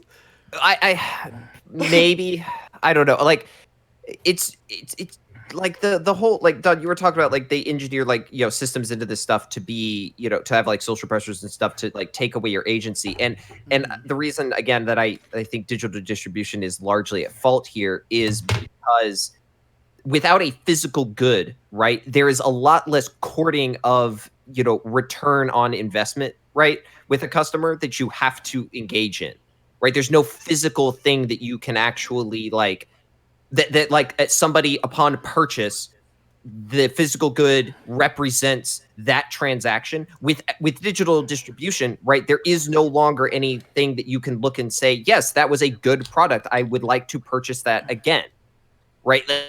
Like, do you see what I'm saying? Like, yeah, I'm not saying they did. What I'm getting at is that, like, before, right, if you wanted to buy some form of media, right, you had to make the decision to get in your car or on your bike or whatever. You had to go to a place, you had to browse some shelves, you had to pick out the thing, you had to go up to the counter, you had to purchase that thing, drive home, and then finally you actually had your product. And I guess what you're trying to say, Ash, is that it's like a more emotional process, like you're more involved. Yeah, right, like you care more. Yeah, because you had to go through the effort. And the difference here, the distinction is that because you have that process that you must go through to acquire said thing, the corporation or the company, regardless of, whoever is selling you the product, they have to make that product more worth your while because they understand that you have to go through this process to acquire that thing. With digital distribution, you can literally sit on your couch and just buy something. Mass consume. So you're just saying that the quality of things has degraded as we have become more consumer. But like, I do think that has been. Well, it's not even the quality that's degraded. It's the fact that less effort has to be put in. They don't need you. Like, what I'm saying is that started like in the 50s. The way this manifested was that, and I think it was honestly even worse because people just have less money now and they're not spending it on dumb bullshit. But like, I think about my grandma, right? They're just spending it on super chats. All the boomers. Yeah, I mean, know, we're digitally distributing answers to questions. I think we're offering much more emotionally than like what. Y'all, if you have a question, I know there's some of you who have questions. Super chat, and we'll talk about it. Anyway, so like a lot of the boomers I know, especially my own grandma, are hoarders. They have a tendency to have massive collections of useless shit, Mine does too. They are obsessed with the value of the things they have, of the idea that they bought it cheap, that it has some resale value. My grandma is obsessed with doing yard sales. Like, she's always like, she acts as though she's hustling, even though she's I love not a good at grandma all. yard sale. Yeah, it's all stuff that she buys that Shit. is worthless, and she sells it for even less if she can even get rid of it, you know? And like, so she just has this heavily curated, managed pile of garbage that she's been carrying around. And like, so much of it is that I think the mentality in the 50s was, and you have to remember, there was so much less regulation on what they could tell people to do back then. Oh yeah, like, you had doctors saying it's good to smoke. The mentality was just buy everything. Like, make as much money as possible, spend all of it on bullshit, do not hold on to your money, spend it all, because the mindset was industrialism. It's the fastest growth for the, you know, that is humanly possible. Like, how can we put people to work as fast as and hard as possible? And like, we then built our society around working as fast and hard as possible. And then we found ourselves in a society where, in certain realms, we have created systems that are untenable with the amount of like human power that is available to like work them, and then other things where human power is no longer relevant and it's being taken over by machines, and those people are displaced and don't know what the fuck to do. So like, everything's in this period of massive fucking flux, because from the 50s through the 90s, it was just work as hard as fucking possible, work as fast as fucking possible, and then you got to the 90s and suddenly that was not the most important thing anymore. Now, like, the value sets keep changing, technology keeps changing, the world keeps changing, and like, it's just a ball of confusion. And like, the people in power, they have all this money, they have all this influence, they don't know what the fuck to do with it, because they come from an old world where that money and power, they don't know what is valuable now. They don't understand what will be valuable in the future. There are people who do, though. Their names are Mark Zuckerberg, Bill Gates, and Elon Musk, and what's the guy? Jeff Bezos, right? So these are the people who created the world we now live in, and who are running that world. It's interesting that you bring up that a big defining difference is that, you know, people like us and people now don't have a lot of money to spend on things. And the thing that I always come back to with regard to this is, you know, the reason that you see this shift, or like the reason I see a shift having occurred that feels more recent to me, is that they had to do something to make you spend your money. Right, because you didn't have money to spend. Well, so how do you get somebody? Ash, this is why I say you're talking about taking it from 80 to 100, because it's just that people. What I'm trying to explain is that people in the 50s were giving their money away for just horse shit. Like, I mean, when we think about like think about toys in the 80s, right? Like, the beginning of the culture that eventually would spawn Pokemon and shit is this idea of like mass producible. We'll have one mold and we'll make 5 different colors of My Little Pony and print them in this mold, and we'll sell them as 6 different toys, even though it's literally the same toy in a different like color. Funko plastic. Pops. Right, exactly like Funko Pops. Speaking of Funko Pops, $2 Canadian super chat from Doug MacArthur. At least boomers don't hoard Funko Pops. But they would. That's the thing. They would. Yeah, and in fact, they do. What are you talking about? They absolutely do. There's like these religious cherub statues that like was pushed to a lot of like, Christian mothers. Hummel figurines, Yeah, dude. Yeah, this all began. I'll be right back, by the way. Hold on.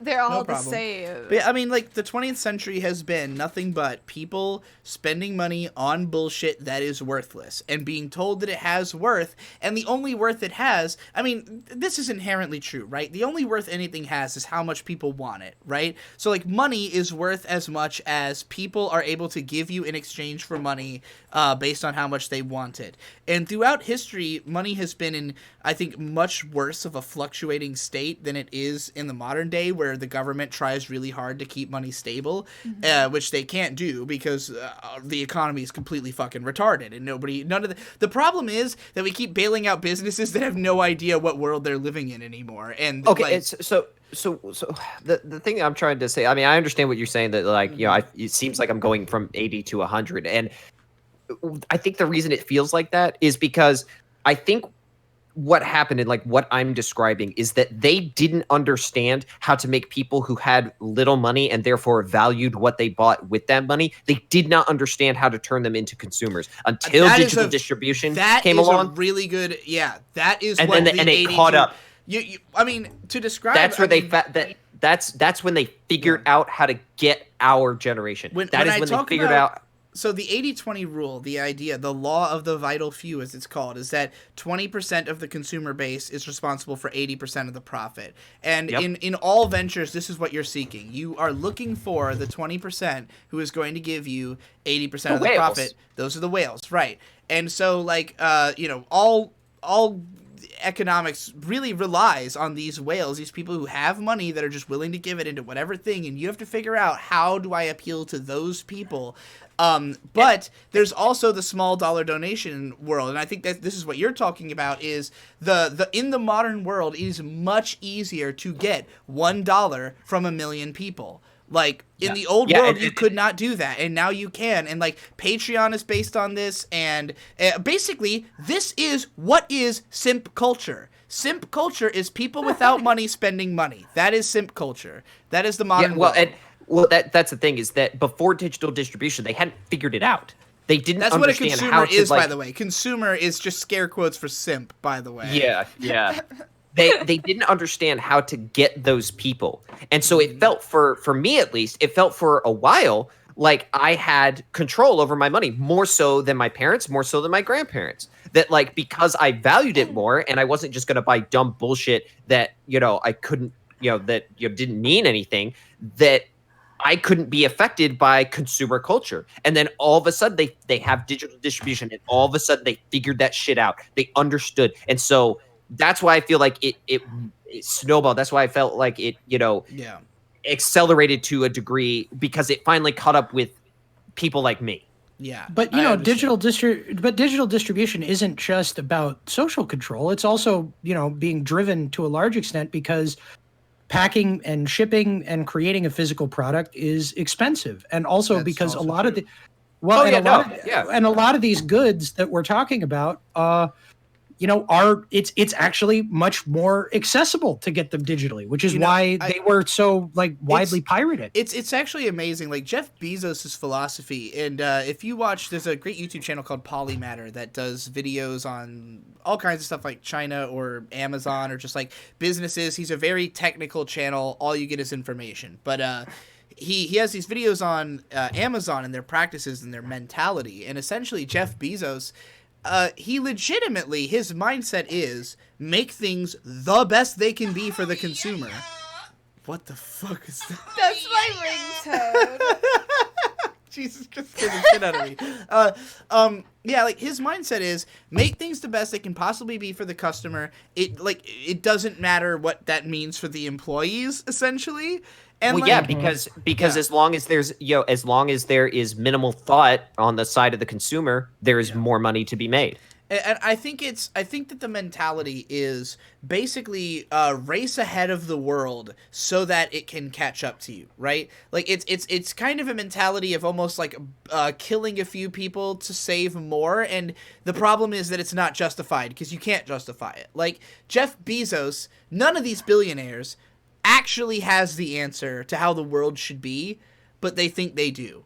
And, like, you can see it very much. This is the race of people controlling the world. I mean, I guess it always has been, is people who think they know what's best. They think they know better than anybody because they think that's how they got their billions of dollars, is that they just were the smartest. How could I not be the smartest if I have done more than anybody, if I have the most influence in the world?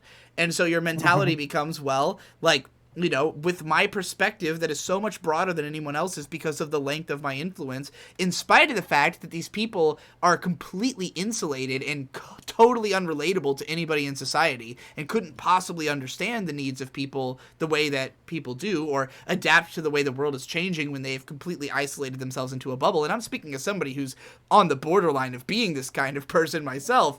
Like, these are people who, they don't understand the world. They don't understand what people really need, but they think they do. And there's different levels of hubris, of course, for everybody. Bloomberg is like maximum hubris. Fucking, Bill Gates is is difficult because he's a kind of guarded guy, and he's kind of mysterious in his word choices, in the way he talks, and he's the type of person who, you know, I think is playing things a little bit closer to the chest than someone like Bloomberg, who like seems to just be making fucking decisions, you know? He's a bit more of a schemer, I guess is what I'm going to say. And I look at Bill Gates as a guy who basically looked at the world 5 years ago, made this TED Talk and said, look, like, there's going to be a pandemic. Like, the tone of that video is not, this might happen. It's, this will happen. There's going to be a global pandemic. You're going to have to shut down. You're going to have to do this, this, and this.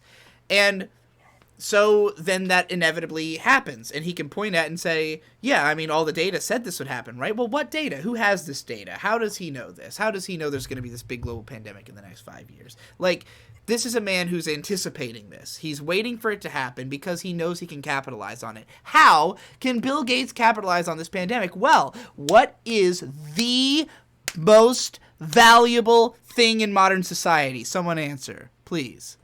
The fucking internet. Data. Data. Personal data. Yeah. Personal data is the most valuable thing in the modern economy. Google is run on personal data. YouTube only exists to mine data. It is not profitable in any other way. So is Facebook. It is famously in the red the whole time it's existed. That's because it exists to collect data for Google. They sell that in other ways. Its profit is not tied to itself as a you is for Alphabet. I mean, are you fucking kidding me? Amazon functions entirely off of data. Oh, like, there's an amazing Polymatter video about this. Amazon's money almost entirely comes from the sale of user data. It's like overwhelmingly most of their income. It's not it's why they can sell products for so cheap, because they make so much money off the data that they don't have to worry about the money they make off the product. Right. So and the thing is it's like it's a self-perpetuating system, because the more people buy from them, the more data they collect, and so. Yes. It literally, whatever you buy from Amazon, it literally does not matter. So this is that why every website pushes an app? Yes. Yeah. Yes. Yes.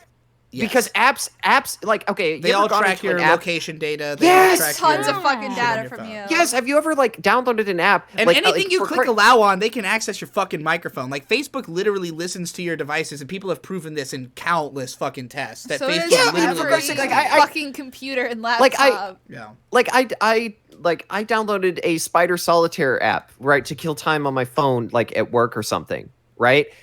Yeah. That thing wanted access to my microphone, the actual phone function. It wanted access to my pictures. It wanted, and I'm like, what the fuck? Yeah, why? Like, it's literally just there because they're not making money on the app.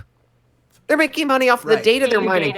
They're seeing, when do you turn the app on? When do you turn it off? You know, like, where do you turn it on? Where do you turn it off? Like, that's the money. And they know that the fact of the matter is that most people don't care, because most people's mentality is, well, what could they possibly, like, what could they use this data for that could hurt me? Like, I'm not doing anything illegal.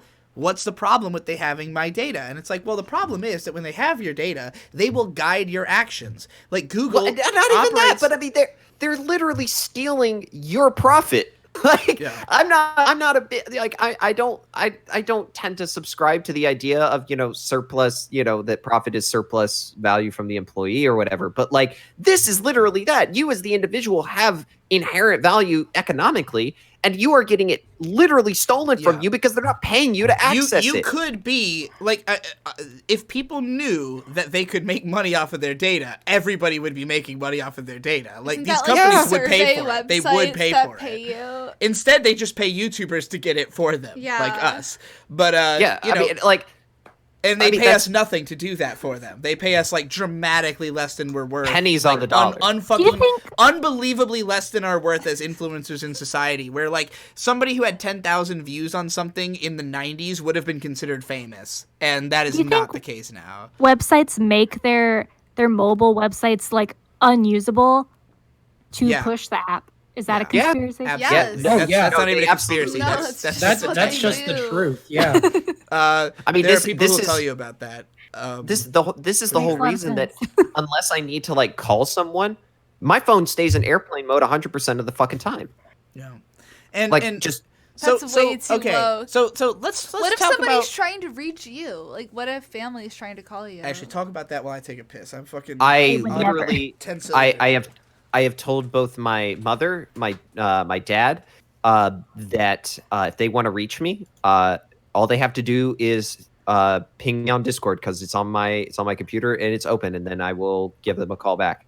Like, why the even only bother time, having a cell phone? because work.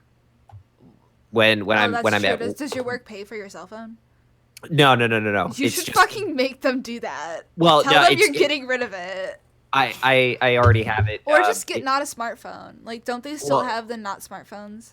You can, but like it's just easier. Like when you're at a car dealership, like that's a lot of surface area that you kind of are walking constantly, so it's just easier to have it on your person, right? Well, but we have that our is fucking microchips. We're gonna be able to just access the internet, however. That is the only reason, phones, dog. right? Like it is only you not are the cell phone. It is only not in airplane mode when I'm actually working. Wow. When I'm gonna use it. I'm not that dedicated. I just have like the location and Bluetooth turned off. It's to me it's not worth it. No, I feel it's you. just I not really worth feel it. You. I have my data on at all times. Michelle, you are. I have it on right now. You are a fucking prog. That's all I have to say. Okay, so oh boy, getting back into it. I listen to a lot of Jay-Z. All right, there's a line, there's a lyric on Kanye West's album My Beautiful Dark Twisted Fantasy where Jay-Z says, "Lost 30 million, so I spent another 30 because unlike hammered, 30 million can't hurt me." This is something that people need to understand. When you have serious money, short-term loss means nothing to you. You're playing a long game. You already have enough money to live the rest of your life. If you even have like $1 million, you never need more money. At this point, you're doing it to because you want to have influence. You want to control some part of the world to the greatest extent that you can. It's the only reason to seek more money than you need is for control. Yeah, so, I can vouch for this. Like I have thought in many cases, like man, if I'd had like $1 million, I would literally just pay everything off and just do YouTube. Dude, not because I needed to. People don't understand that the reason that my career is so wonky and weird and like unfocused is that I make enough money to live my life, and it's really hard to convince myself to work harder to make more. You know, it's like. Yep. It's hard for me to be like, because I don't have that desire. Like, I do want to help people with my money. I don't want to control anybody with my money. So I guess I'm just not as motivated, you know, as people who do want to do that. But it's hard for me to like put myself in the mindset of like, I'm going to do it for the cash when like, I don't know, I feel secure, you know? So like, yeah. I mean, everybody's talking about, cell phone stuff.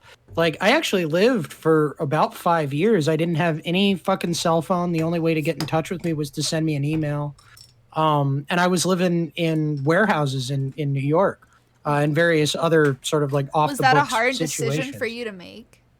I mean, I don't know if it was a decision so much as like a slow degradation where it's like I started to get more and more uncomfortable. Like, you know, I became very conscious of the fact that like my primary existence was as a temporary conduit of money.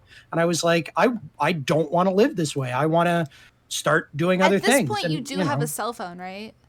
Yeah. So like, that's the thing is, you know, when I came and saw you guys, I was on my way leaving New York to come down to Texas to like buy into the system to a limited extent again, because I had this website going and I just did not think it was tenable for me to like do a long-term creative project while I was like, you know, semi-homeless in New York City, like stealing people's Wi-Fi, you know, like fucking living completely off the grid. And so, you know, I got a photo ID again because about for 5 years I was undocumented. I was working entirely out of the economic system. Which is also why I can't get Trump bucks, by the way, because I didn't file income taxes last year. Oh. But yeah, Conrad didn't get them either because he also didn't file for his taxes. Well, there's a zero income filing method that Tommy Oliver hipped me up to. Thanks, Tommy. Tommy's really helping me out, you know, and he's got the Dragon Zord on lock. So Tom Oliver, friend of the show, former show guest. Future show guest. I love you, Tom. Possibly like future roommate, former roommate, possibly future former. It's a different dimension kind of thing. Yeah. Right on. But no, that's just the thing that I was saying is like, you know, I'm bought in now, and I feel a little bit uneasy about it. But at the same time, like, you know, there is the trade-off that you get from sort of like recognizing yourself as this like, you know, engine of economic value is you get all of this and you get all of this fucking technological convenience, which you could take advantage of, by the way, when you're outside of the system too. Because that's the thing is like when I was living in these really rough situations, it's like I didn't have a fucking toilet in my you know, my warehouse, but I could watch every movie ever made because I had an internet connection and a ThinkPad.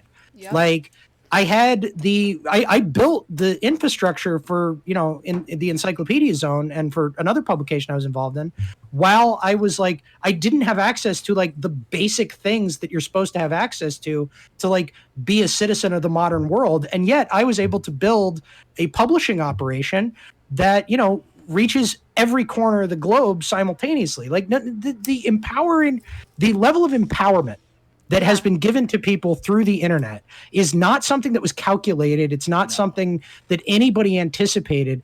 And it's like, you know, now, and it's something that only about 6 billionaires understand fully. And I think that's what they're completely capitalizing on all of it. It's vastly underestimated. This is okay. So I want to get into my big pop here, my big conspiracy. Yeah. Right? I'm sorry. I didn't mean to interrupt. No, it's sick, dude. So Bill Gates, right? Okay. We established that data is the most important thing being traded in the world right now. Oh, I know where this is going. Data is the world. How has data collection been advanced in the last 5 years? There's a little something called a Google Home device and an Amazon Alexa. These two devices have been made as these pieces of technology are so insanely cheap. You can get an Alexa for $25 fucking dollars. For the price of an action figure, you can have a computer AI device that does whatever you fucking have want. This shit because it's almost more convenient. It's a device with full access to the internet. It's a fucking computer. It's for $25 that they're selling because it hears everything that happens in your fucking house. It knows everything you're saying, everything that you're about. It knows all your preferences because you tell it your preferences. It knows everything about you. It is there exclusively to learn who you are so it can sell you shit better. This is not as megalomaniacal as it might sound, as all these corporations really want to do is siphon as much money from you as possible, but they do this by getting as much involved in your life as possible. They want to change who you are. They want you to be who they want you to be. When I go onto my Google phone, consumers, because I have a Google phone, when you swipe to the left, it opens up a news feed. And I am I have this too. I am always absolutely fucking mind blown by the accuracy of this news feed. YouTube can't recommend me anything relevant to me at all. It can't. Oh, I know. Isn't it terrible. bizarre? This news feed knows. I don't use my phone at all. I don't use it. It's dead 90% of the fucking time. I only use it to tweet. I don't look for anything. I don't search anything. This phone shouldn't know anything about me, but it will fucking recommend me news articles about shit I was just talking about. Crazy. About Hayao Miyazaki, about Sword Art Online, about anything. Like, it knows everything about me. This one news feed on my phone knows more about me than any other application I've ever fucking seen in my life. It's unbelievable. And I have not given it anything. I haven't given only through my voice. Yeah, like I haven't given mine anything, and the couple of times that I've looked at it, it has known somehow that I am intensely into car shit. 90% of the articles that it feeds me are car related, and I'm like, I have never, ever used my phone to search up news articles about car shit. Not fucking once. How the fucking hell does it know that that's what I'm into? It's amazing. And the thing is, so here we go. We got Google, right? Their methodology, their tack is they want to be the foundation of your life as a connected person to the world. They want to be the connecting point from you to the world. So they want to be, when you search, you get their results. They want to be, when you look for entertainment, you look on their platforms. You talk to the Google Home. It manages your house. Like, Google is so convenient. It permeates every aspect of your life. It's controlling your email. For Christ's sake, why do you think that they tried that Stadia shit? Yeah. It's your baseline, right? They want to be all over your life. Whereas Amazon's tack is different. Their tack is just they want to be the only worthwhile store. They want to be so much better than any other store that there is no reason you would go anywhere else because it's so much cheaper, it's so much more convenient, they have so much better of a selection, and they can recommend you things that you didn't even realize you wanted based on, again, data collection. So these two things are competing, and Amazon has the advantage in that people actually have to buy things, and therefore a lot more money is traded, but there's way more overhead. I don't think a lot of people work for Google. Like, the biggest reason... what a lot of people don't understand who hate YouTube, who are like, oh, YouTube's evil and all that, which is true. Like, they don't understand that there's like 30 fucking people working there. Like, the reason they can't handle all the shit that happens on YouTube is that they don't have the staff. And like, they hired on like 10,000 fucking techs like a couple years ago. It's still not enough. And a lot of them are probably furloughed at this point. Yeah, probably. I mean, I think people know that. They just don't like it. Yeah, well, I don't know. It just feels like people don't acknowledge it enough. Like, the fact that, like, the reason YouTube can't do anything is that it's barely an actual company. Yeah, like, they don't give a single fuck about you. It's a fucking building in Silicon Valley that, that, like, a couple... Like, it was made by two guys initially, Like, I doubt Google added a fucking... huge amount, like, army to it because it can be run well enough without people, well enough to only fuck the creators and not the consumers. I'm literally on poll. Why are you on poll? It says consider stopping the stream, ... Why?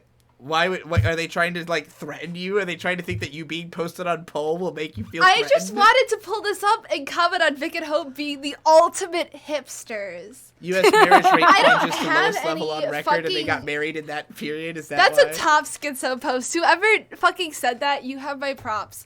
I mean, honestly, you can fucking, like, come get me if you think that what I'm saying about the coronavirus is bad.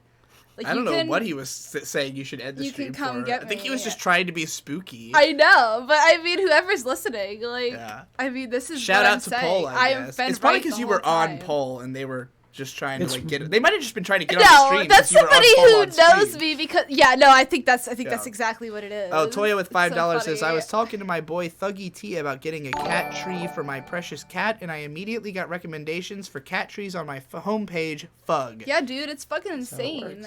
Hey guys, sometimes ads are good.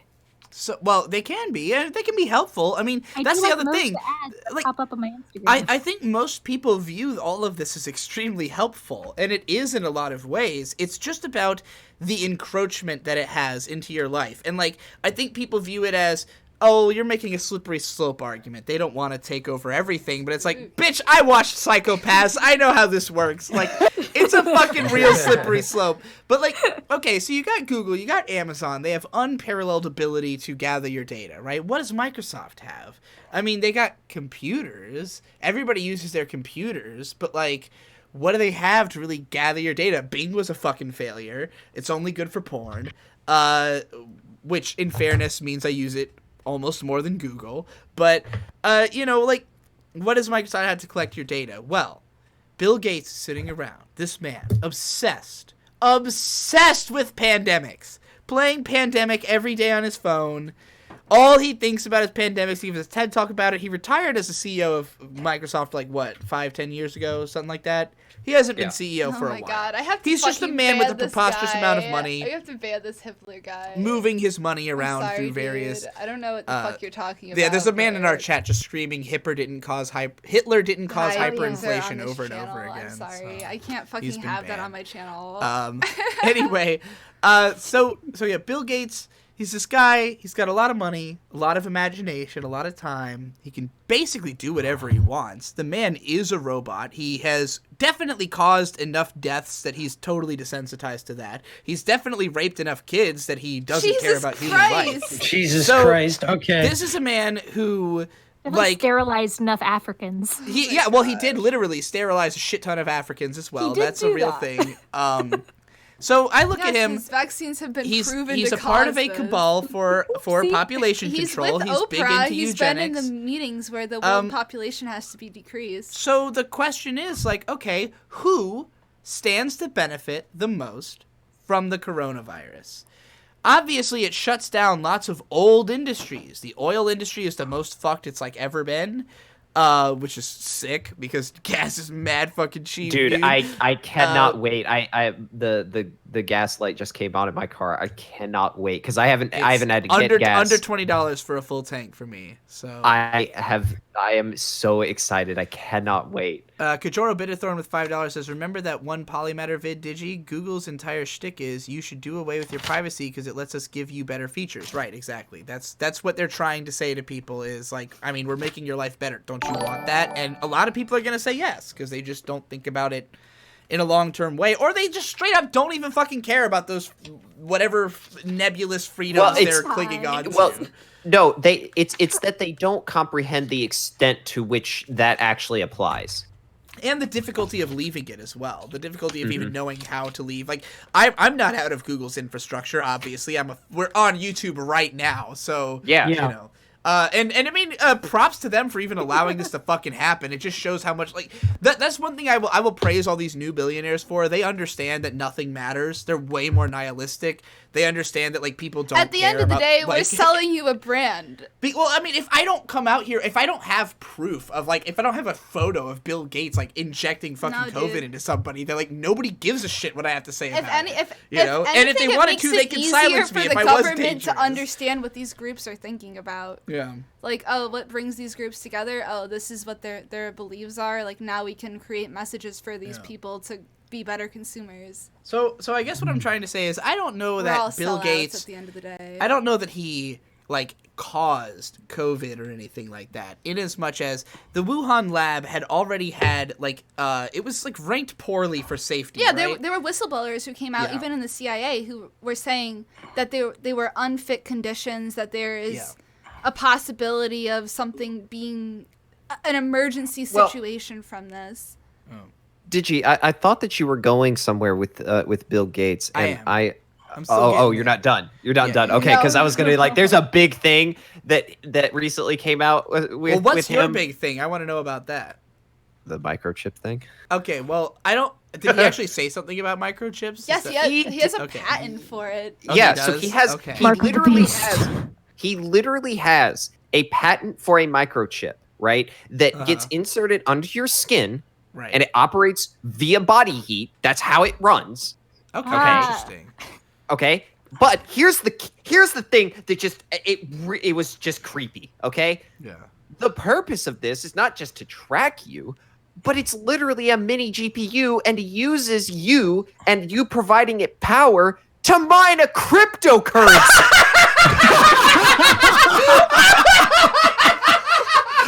That is the best fucking thing I have ever heard. That is the best. Crypto. Oh my god. That is that's a awesome. real. I would take it willingly. Do I get a kickback? Like, what the fuck? Am I? No. What the fuck? Wait. Hold on. Bill Gates. Bill, if you're listening, what the? Just give everyone like 10% and we will all do it. I won't even complain. I'll be happy. Track me all day. Just give me UBI and you can track me all day. I don't fucking care. Like, what are you talking about? Oh my god. Literally, you let this man watch anime all day and you can have whatever you want. Fucking kidding me? This is designed to actually mine cryptocurrency with your fucking body. That is the most Don't mine at night, guys. Don't mine at night. That is literally the most. Mining at night will actually be illegal. It was a premonition. Oh, are you familiar with don't? Are you familiar with don't mine at night? Any of you? Oh my god. Of course. We have to play it. Dude, it's the most It is the most God. blatantly dystopian idea I have ever heard. And okay, if it had been floated as an idea, obviously it would have just been goofy horseshit. But there's a no shit patent that was filed for it. It's not just an idea. What the fuck? Well, a patent doesn't actually have to be filed when there's much more than an idea. I mean, have you seen the patent for the interactive ad where in order to get the ad to stop playing, you have to stand up in front of your television and say the name of the brand? Like you have to stand up and go McDonald's. Yes. And that will stop the ad from playing. Yes, of course I've seen that. But what I'm getting at is that this went from just conceptualization to no, they actually went through the process to get it patented. That's a step further than just, oh, this would be interesting. Well, it's like they had the idea, and then they're like, well, because when you file a patent, this is the scary thing, is the idea is in the air. We don't want anybody else to make money from it, which implies that there are other people that are getting ready to develop subcutaneous Bitcoin farming marketable beast microchips. I know. It's just... Wait, Don, did you hear? You heard about the Cooking Mama thing, right? That it was mining crypto on people's machines? Yes. This is what the future is, because 100%. And I'm not talking about, okay, so I want to break down something. There's a lot of people who we talk about like the they, right? Like, oh, they who control the world. When I talk about they, I am talking about a literal list of billionaires who are identifiable and are there. But there is also they, as in about half the world is scam artists, and this is what scam artistry is now. Is just going to be all trying to mine crypto off each other. Like, everything is a crypto scam for the next 5 years. That's all that's going to happen. 100%. I mean, if I was going to try to make $1 billion right now, I tell you what I'd do. I'd get a hold of the Bonsai Buddy IP. I'd get that little purple gorilla thing on everybody's smart device, mining crypto in the background while it gives you helpful hints and tips.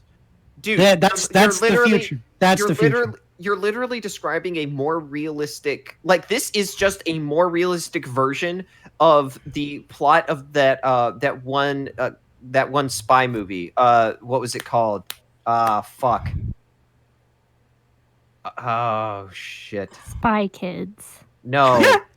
Cats versus Dogs. Spy Kids 3D. It came out more recently. Spy Kids 4. It was British. What? It was British. Sherlock. Yeah. Sherlock. Okay. Doctor. No. Oh my god, you guys are fucking meme lords. Sorry, I wasn't paying attention. I was too busy reading what the is chat. the name of the movie? Fuck. Apparently, the Cooking Mama thing was not a thing. I'm gonna find it. It was not a Bitcoin miner. People are saying in the chat. What do you like? No, they're saying that it never actually bit mined on the Switch. Really? Because there was a press release that they've released to people who are backing their company. And I think it was also on their website for a short period of time, but I don't think it ever was actually recorded doing that on the Switch. What is that person saying? So I can disavow it. So no, this what this is. Oh, people are screaming Kingsman in the chat, by the way. Yes, Kingsman. It's literally just the more realistic version of the plot from Kingsman, if any of you have seen that movie. Oh. I have not, unfortunately. The plot... Watch Kingsman. Okay, the plot of Kingsman, it is. It's really funny. It's a great movie. The plot of Kingsman is literally that there is a crazy billionaire that just gives away internet for free to everyone with a microchip in everybody's phone. But the whole idea of it is that at the push of a button, he can activate this fucking frequency that emits from everybody's devices through this thing that causes people to go insane and kill each other as a population control system. Yeah. That is no shit the plot of the movie, and this is literally just a more realistic version of that. This is kind of what I was getting at earlier when I was asking Don about whether he's surrounded by people. This motherfucker keeps making new accounts just to spam about Hitler in the fucking chat. Yeah, it's really annoying.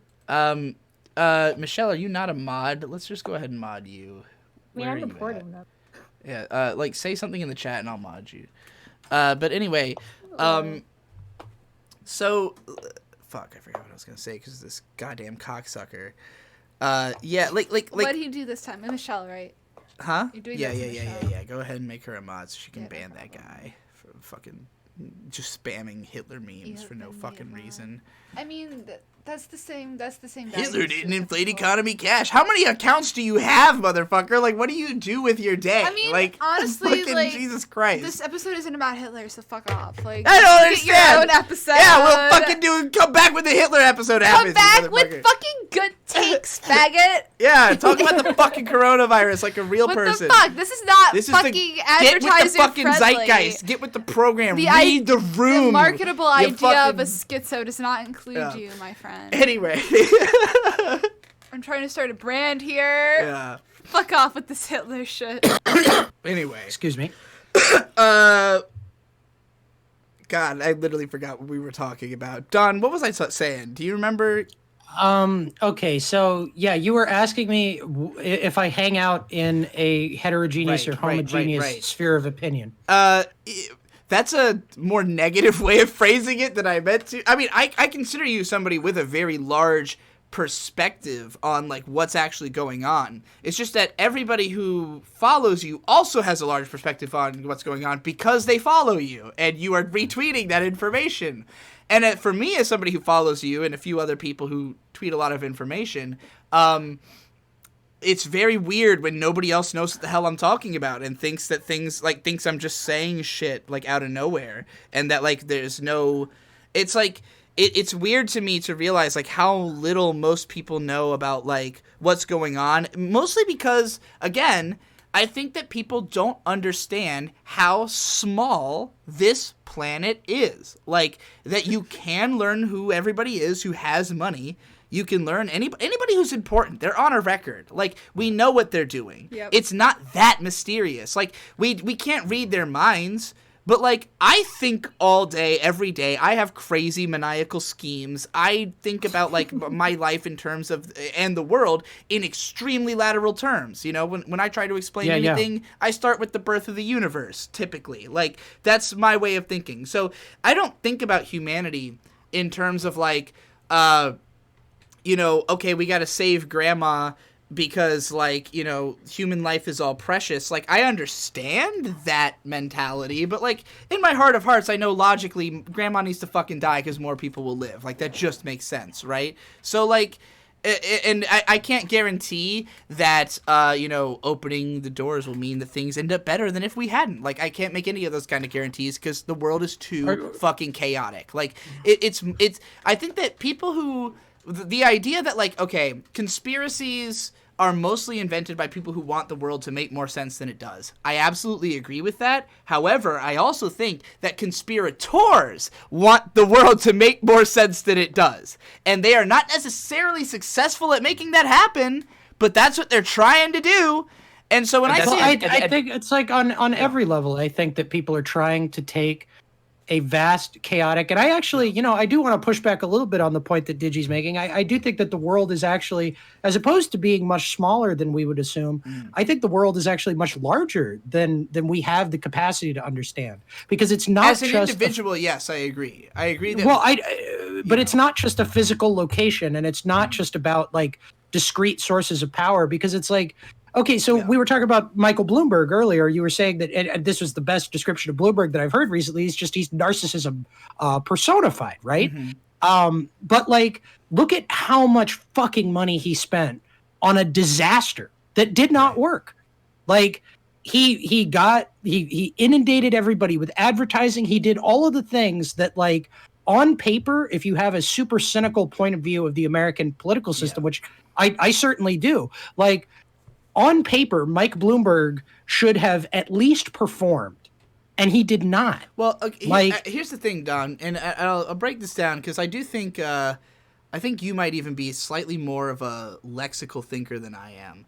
Well, before you go on that, do you mind if I interject? Like, you made a point about how, you know, people who have conspiracies want to believe that the world is, you know, more controlled, and the people who are the subject of conspiracies also want that to be the case. And I think that is why you can have those two groups in the first place, because you have two groups of people essentially trying to do the same thing from different points of view, and they're both, that's why you can see it. I guess also a little in defense of what Don is saying. I would say neither of them actually knows what's happening. Like, neither of them, like the conspiracy theorist doesn't know what's going on, and neither does the actual conspirator who thinks he knows what's going on. Both people, like, here's the thing. The reason I'm saying that the world is big and sort of like outside of understanding, like, I think in a final way, is that it's not just a physical location with discretely recorded power structures in history.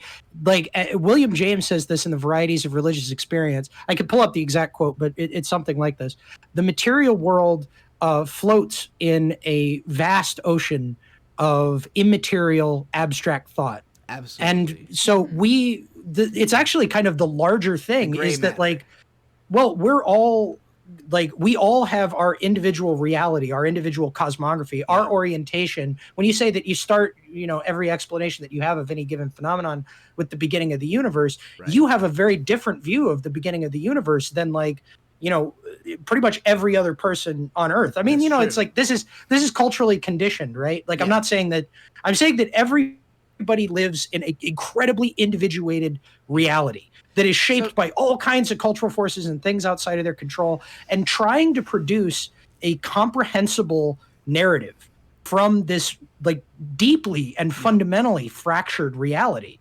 is impossible. Like, I truly believe that it's impossible. I absolutely agree with you, and I think we're both talking about chaos theory here, and, like, ultimately, like, the world is ballistics, right? It's like a game of pool. It's a bunch of balls knocking into each other, and it's very hard to predict the trajectory of two round objects when they collide. And that is human nature. It's just a bunch of fucking round objects hitting each other. But there are people who are playing the pool game. And I would. Some of them are better at it than others, and while, like, a pool game is fairly, it's 2-dimensional, right? So it's not nearly as complex as Planet Earth, but, like, you can still hit balls into other balls, and, like, Bloomberg is just, he's good at playing a certain kind of pool, but there's multiple styles you could be playing, and this man doesn't know how to play all of them. You know? It's funny that you bring up a pool analogy, because I would say that the people who think that they're the ones playing pool are actually just the 8-ball. Interesting. Right? Yeah, this is actually, this reminds me, talking about, like, the people who think that they're actors actually being acted upon. There's a really excellent sociological study called City Politics, and I can't remember the author right now, but if you search City Politics on Amazon, if you want to give Bezos the cash, it's the first thing that comes up. Maybe City Politics Sociology. But City Politics, essentially, it's theory of power, and it's examining power at a municipal level, right? But its argument is that no matter who the mayor or who's on the city council, the same things sort of happen in the same order within a city, administration to administration, year to year, month to month, because the person in the position of power is worked upon by the same cross pressures, and those cross pressures can change. But, like, the needs of the business community relatively, the needs of human beings, like, they don't change that much. It's been kind of the same for our whole history in a way, it's gotten a little more advanced. But for example, like, I was reading a story in the Texas Tribune the other day about meatpacking plants, which has been in the news lately because Trump's using the Defense Production Act to keep them open. But there's a meatpacking plant down in Cactus, Texas, that's got, presumably very high levels of COVID. They haven't actually, divulged the numbers completely, but the workers are going to the Tribune and saying, so-and-so is disappearing off the lines and we're not allowed to talk about them. And it's happening to a lot of people. And when you talk to the municipality in this, the government and the city council in Cactus, like, the big industry that they have is the meatpacking plant. So, like, the cross pressure of the needs of the meatpacking plant is always operating in a pretty consistent way on the people that are in charge of this city council.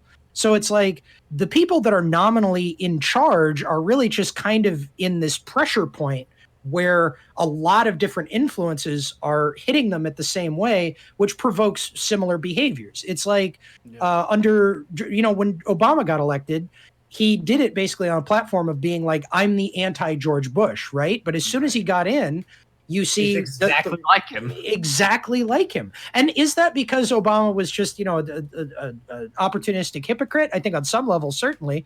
But, like, those cross pressures, the pressures from the bureaucracy, the pressures from the military industrial complex, and the pressures from the voting public were the same pressures that were working on George W. Bush. And they were, they were pushing for a lot of things. You bring up something I don't think enough people give credit for, which is like, nobody understands what the office actually is until they step into it. And I've always assumed that, like, when you become president, you develop a very different view of what you're doing, because there's lots of shit you wouldn't know until you are that person. Like, the CIA is not going to tell you stuff that only the president can know until you're the fucking president. And, like, your whole worldview is going to change when you get in there. And, like, maybe Obama was a lot more idealistic before he found out what America actually was, That's kind of the sense I've gotten from him anyway. Yeah, no, absolutely. As somebody who was a big Obama fan when he was elected, Oh yeah, I voted for him in 2008, and I was shocked and saddened by what happened afterwards. It's an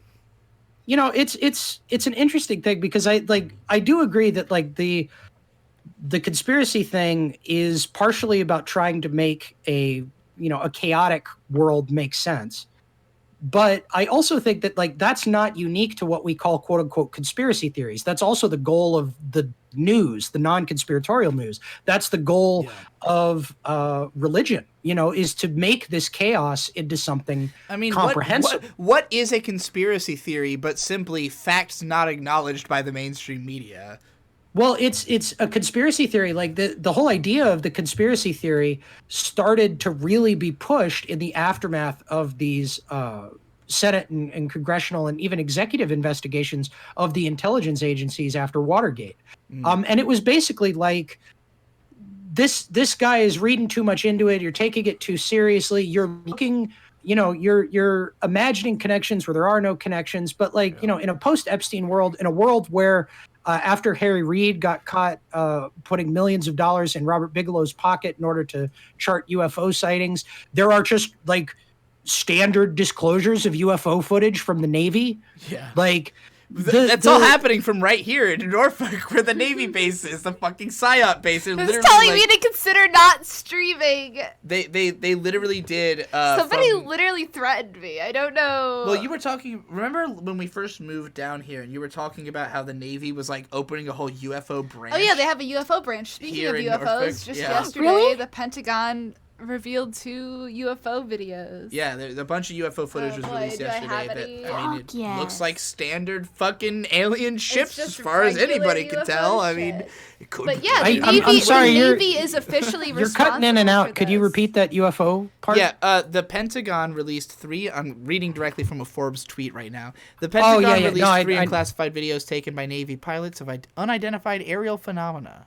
A step that comes after years of progress towards government. That's like what started this whole thing, right? It's that in 2015, Harry Reid got caught. Not like caught implies that there was something illegal about it, but somebody like read the Pentagon budget and found out that millions of dollars were coming from Harry Reid. That Harry Reid had been involved in sanctioning it or something. Like his signature was on a document. And Harry Reid, of course, is basically the Democratic political boss of Nevada. Mm-hmm. So he was in charge of siphoning millions of dollars to Bigelow Aerospace, which was this company that was involved in UFO. They were tracking UFOs. That's where the billions of dollars came from. And so there started to be this push I think it started on CNN. There was this push to sort of justify produce results spending. Well, to demonstrate that this was a real thing. This was a legitimate use of funds. Yeah, exactly. And I think it got the ball rolling because it was like this prominent Democrat had sort of been caught with his, like doing this crazy Pentagon appropriations thing. And it was actually like $2 million, right? Or was it $2 billion? I think it was million. It was not a huge and that's, it was not a huge amount of money. The amount that is being produced about UFOs is just like, yeah, this seems like what they would use to justify that much. But it's like and when that happened, like at the time I was living in New York and I was hanging out with, the paranormal crew. Like I used to hang out around the Morbid Anatomy Museum, which was like this nice.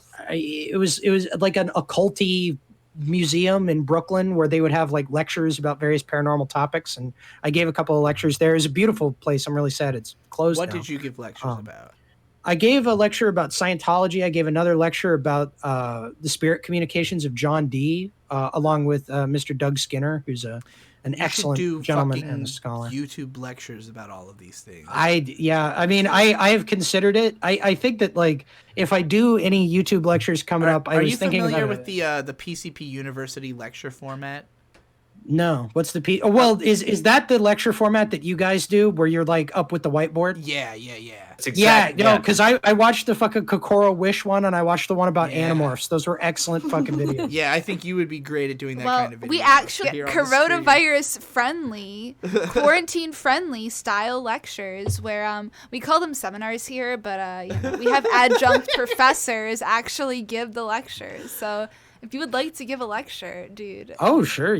Just hit me up. But I mean, the thing I've actually thought about this. Like, can I share my dreams with you guys? This Absolutely. is not related to conspiracy theories, but just to say briefly, like, I'm doing a lot of political coverage on my channel right now. I'll tell you what my big ambition with my channel, what I'd really like to do, and what I think would absolutely crater what little audience I have. I mean, probably not. I don't want to say that. But I would like to do a introduction to biblical literature course where I step through every book of the Bible, and I sort of like, because the problem is, as a sociologist of religion, the thing that really like got under my skin and got me excited about this document was studying the Bible as a work of literature. Not necessarily as a sacred work, talking about the way that it was composed. This is the new criticism, the textual criticism of the Bible. Like, this is one of the oldest works of literature that we have. It's been worked over by so many different communities. There was a parody version of what you're describing done by Mumkey Jones on Twitter one time, but Don, yours will be the good version. Yep. I will say, as a man who was raised in a good Southern Baptist Christian home, I know a lot about the Bible, both the Old and the New Testament. And as a girl that was raised in a Mormon cult, I can help you out with that. I think Don, as a man with like a fucking degree in the subject of religious studies, also. I have a degree in life, bitch. No. I'm saying that as somebody who knows that shit really well. You're excited about it, is what you're trying. Oh, I would so be into it because I have had so many complex like thoughts about like what does it actually mean, like what is its like I've just thought about it so much because I don't look at it as a sacred text anymore that it's oh my god, if you as somebody who is just like you went to school to like examine that shit to like talk about it in that way, I would be more on board with that than I think anything that you have made so far, like bar none. Well, thank you for saying that. I mean, like I really want to get back, just to, hit a more general theme. Like, as crazy as the world is right now, and as much, out of control or under control of demonic forces, however you want to, interpret it, it seems, information is freer than it's ever been. People have more access to the written word than they have ever had at any other point in human history. This technological infrastructure that we're living in, like, people are enjoying a standard of living that was, basically reserved for kings for most of human history, even at the absolute lowest levels of American society. When I was living in a fucking warehouse, I still had access to a supercomputer, essentially, and a backlog of every piece of media that had ever been produced. I do not think that it is a 100% certainty that where we go from here is going to be worse than where we came from. I think that COVID has been a disillusioning experience. I think that it's going to be different. And like the way that we were living was unsustainable. But we are more like for like the whole 20th century has been unsustainable, but yeah. But it's going to have to change now. And like if you want it to change for good from my perspective, that Bernie's presidential race, because it's like, look, presidential politics will not deliver you, will not save you. These power structures all ask them politely. Like, we are more empowered ever been because we have the ability and on a mass scale. And like, you know, needs to be like cognizant of their and I do want to throw a little shade at Digi here because you were saying that cyberpunk is totally dead. It's just an empty aesthetic now. And I say the nay, because the original, like if you read William Gibson stuff, he gives you a template for how you can live in this sort of like, you know, a world of ruined technology where social structures and social bonds, and I'm not talking about like dressing like it's the 80s or something. Like, I'm not talking about the aesthetic of cyberpunk at all. Right. Like the aesthetic of cyberpunk is actually something that we've grafted onto it. Like, Neuromancer doesn't tell you what the fuck anything looks like aside from Molly Million sunglasses. I literally read like 2 pages of Neuromancer and it was over my head. I honestly did not process what I was reading. Then never read Dahlgren. Actually, you definitely should read Dahlgren, and you should. That's Samuel are basically like. Maybe I'd be able to process post-structure. This was a while. Yeah. No. Like, I think it is necessary for anybody who's like anybody that's like, especially you, like a guy who like makes his living, you know, hacking through this sensual illusion of the internet, like. The Gibsonian ideas of how we interface with technology and what our lives are in relation to technology, especially Neuromancer, Virtual Light, I would say. Mona Lisa Overdrive, like the whole Bridge trilogy. I know the line Mona Lisa Overdrive from a fucking Lil Ugly Mane song. Mona Lisa Overdrive, booty super wide. Yeah, that's some good shit. By the way, Sheedy Saba with Australian $20 says, we cyberpunk now. We cyberpunk now. Yeah. No, we are, though, because it's like, look, this is about using technology as the primary like weapon of social change or just survival. Like, as long as you can understand not just the technology itself, but also the social systems of the technology, you're always over the people that are, you know, out there to exploit you. Because, like, you know, all these people, you know, Google, whatever, that are like, you know, doing operations that are trying to chip us and put in, you know, Bitcoin miners in our fucking scrotums. Like, the thing that we have on them is that this is like these predatory forces are not native. I think we have everything on them. I mean, honestly, I think we're all that needs to change, and I think COVID maybe can help because, frankly, I've just been waiting for the fucking boomers to die. Like, they're the people who don't get it, right? Like, they're the ones who don't know what the fuck's going on. Like, even Gen X, like, I think that Gen X and early millennials see themselves as a sort of lost generation in terms of cultural relevance. They never defined anything. They just raised millennials, and millennials figured things out for themselves. Like, Gen X was nihilism. It was pacifism. Social pacifism. Well, they grew up in an era where nothing fucking mattered. Where, like, it was pure capitalism, pure just, like, fucking the world is a gross fucking place, you know? And social pacifism. Nothing matters. I don't have to really like put forth any sort of like. I do not have value, so therefore I don't even have to try to put forth value. I think the mindset of the Gen Xers, and maybe this was influenced by growing up in like the Reagan era, was that they were trying to make things cleaned up for their kids. Like, Gen Xers grew up in a world where it was all drug use and fucking crazy shit, and sex was more prominent in culture. And these things were not problems, by the way. I'm not trying to say these are bad, but, like, this is what our culture tried to erase. Like, we saw ourselves as we have become this evil, heinous, fucking gross culture, and we need to clean it up. We need to make it accessible for the children.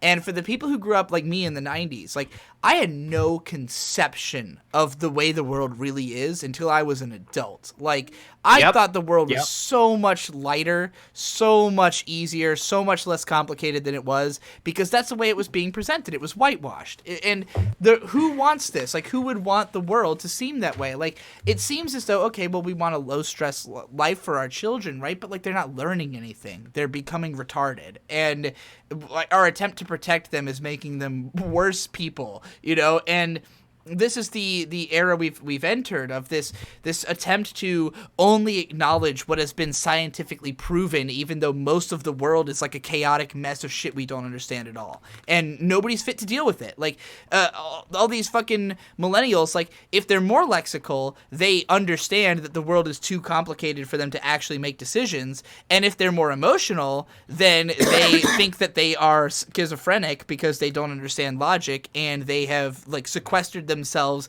into online hug boxes and developed bizarre specific identities. You know, like this is the world we live in now. Everybody's like consciousness is completely fucking fractured. It's a lateral world of schizophrenia, and like the fucking boomers don't get that because they didn't go on the internet and like develop the ability to talk about their trauma and like enter the state where like everybody is fucking crazy, you know?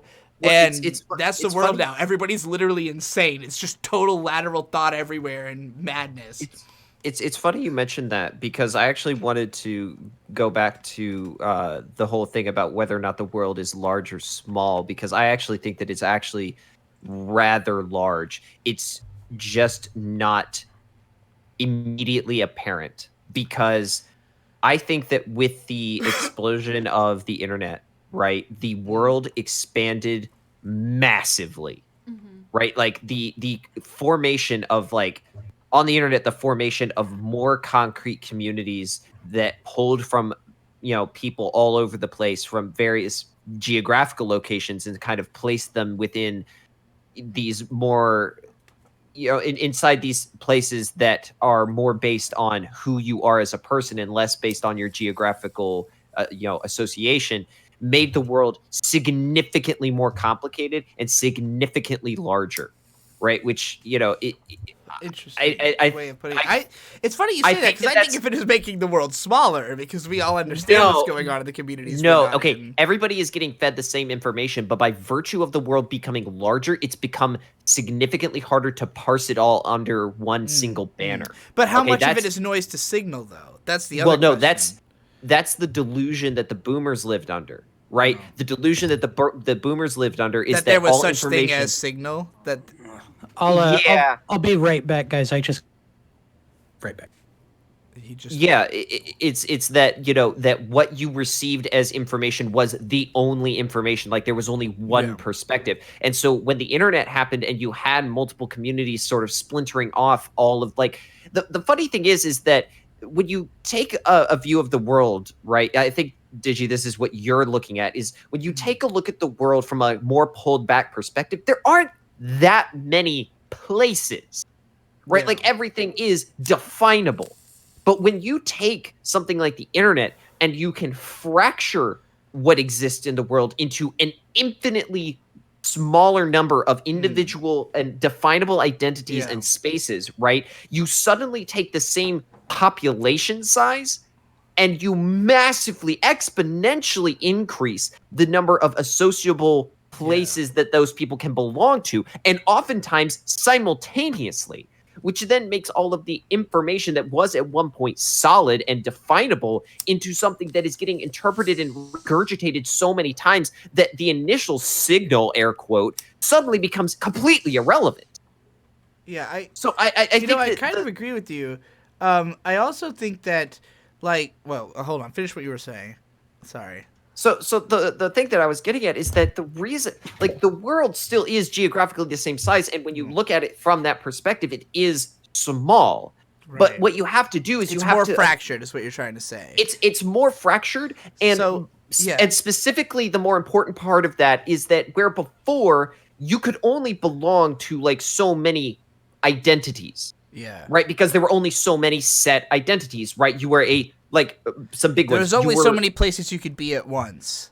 Well, and not just that, but I mean, like, there was only one place you could be at once. And now that you're on the internet, you can literally be everywhere at once. Well, not just that. I mean, like, looking at it from a more metaphysical perspective, right? Like, there were only a couple big ones. As a metaphysical perspective, but yeah. Well, yeah. Well, like, you could be, before you were the citizen of a country, right? A member of a family, and possibly, I love this, by the way. This is the most lateral thinking conversation. This is just like people compare, like, we're just jacking off about how lateral we fucking are. Yes. or you were like you were the worker of a company. You were the employer. You were the employee of a company. Those were like the three big things that you could identify as your identity within the world. And with only those three, the world is rather small and understandable, right? But now with the internet, now you are a YouTuber. You could be an artist. You could be Here's like what you're there's forgetting. so many. Here's what you're forgetting though. Each of those splintering personalities is one guy ultimately, and you can understand one guy. You can understand that guy when you pull it all back, you know. No, but I don't think so, because I think that the level of importance, because you have so many fractured identities, right, is that everybody, even though one person can be multiple different types of the same person, by fracturing it out in so many different ways, it becomes harder to pull it back in, right? Somebody can act a completely different way within one community than they are within another community, which then makes that existence, that singular person, they are now multiple different identities. And on the internet, identity is all that matters. Your personage does not actually matter, right? Who you are as a meat space individual doesn't fucking matter, because all the people. No, I completely disagree with you, and this is something that Serial Experiments Lane is very much about. It's the idea that the internet you and the real you are the same you. Ultimately, at the end of the day, it is you. And I can find you, is what I'm trying to say. You know, like, you can be five people on the internet, but if I kill you, all five of those fucking people die. You know, unless somebody else takes up their identity somehow. Within the bounds of the internet, though, the only thing that actually matters is perceived identity. What is within the bounds of the internet, though, which is not the real world exactly. The point that I'm making with that is that this makes the world significantly larger, because one person can occupy more than one's identity, which therefore makes the air quote population size. I don't see that as much larger. I don't see that as making it larger. I see that as making it seem larger. It's kind of like a house that's bigger on the inside than it is on the outside. It's not actually taking up more space. It just looks bigger. Yeah, I'm not saying it does take up more space. What I'm saying is when you pull back from it, that makes it more difficult to codify to parse noise and signal, for sure. It does. Yeah, so it makes it more difficult to therefore say that you understand how the world works. Oh, I mean, for me, the hardest thing for me about getting involved in anything political was the feeling that the world is so complicated, there's no way I could ever know how anything works. Like, that was my mindset.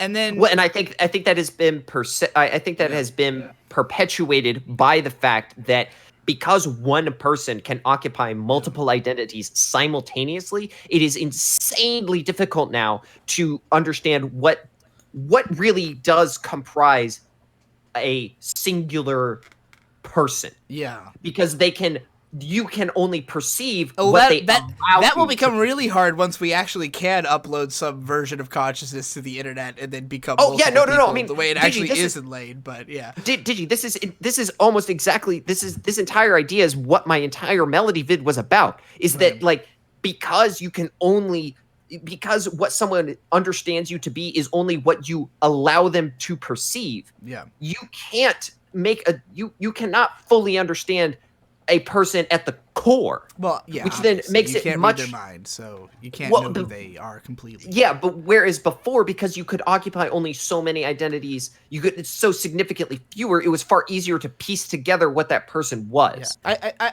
I completely agree with you that things were easier back then. I guess what I'm trying to say is that it's not that the world got more complex, it's that it seems more complex. That, like, the perception of it, like, if you go online and you're trying to deal with somebody's 5 identities that are all different characters, and there's 5 more people running around in the world from your perspective than there actually are. But that's exactly what I'm trying to say, is you can go online and you can go on a 4chan thread and you can watch an argument play out for 10 hours that's one guy arguing with himself. And that is entirely fucking possible, you know? Yeah, what I'm saying is that the world has always been a very large, very complex place. Yeah. The internet has just enabled that to take an actual perceivable form. I agree, and it allowed it to become more and more fractured. But, like, I guess what I'm trying to say is that for me, as somebody who grew up in that internet age, the world just seemed so overwhelming that I had no interest in engaging with it. You know, I never voted until this primary. It's the first time I've ever voted. I just thought I don't have enough information. Like, I don't have context. I don't know who these fucking people are. I don't know what they're really doing, and I still mostly feel that way. But at the same time, that's kind of why I like how fractured it has become, because you can go in and you can fracture yourself across multiple identities, and you can. It's not easy for me to convince myself they're not all me. That's the problem.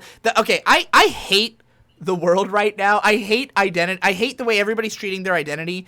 There's this fucking video. What were we watching where the lady had the fucking she was plural. What was that? Games Done Quick. Yes. Okay. There's a channel called Glink on YouTube. He has a couple of videos about games done quick and how they ban people constantly. I've seen that video. Yeah. And there's this lady on there who talks about being plural, that she has multiple identities inside of herself. Yes. And I will tell you, speaking personally, and this is not something I've really talked about on the internet anywhere, I relate to exactly what she's saying. I feel it, all right? I get it. I get it. I get it. But they're both me. Because you can't be another person. It's all in your own fucking brain. You can't be two fucking people. It's all fucking you. And if you can't deal with that, that's your fucking problem! Don't inflict that on the rest of the fucking world, you dumb cunt! That's why you're unhappy! Everyone on the fucking panel is talking about how depressed and fucking unhappy they are! Maybe it's because you embrace your mental illness instead of trying to fucking deal with it, you idiots! Fuck! Yes. God damn! I fucking agree with you. I do. Jesus Christ. The thing that I like about it is that while you are all like inevitably each of your presented identities is like a fractured part of who you are. Right. The thing that I like about it is that I can go out into the internet, I can fracture myself across multiple identities. And people are going to be scouting the internets for your fucking alts now. I hope you know that. You've just outed yourself as a man with alts. I actually try me. Okay. Okay. I feel the same. Are they all in different communities? Is that the thing? Like they wouldn't cross over? Yes. You have to go to some pretty fun. I have a manga.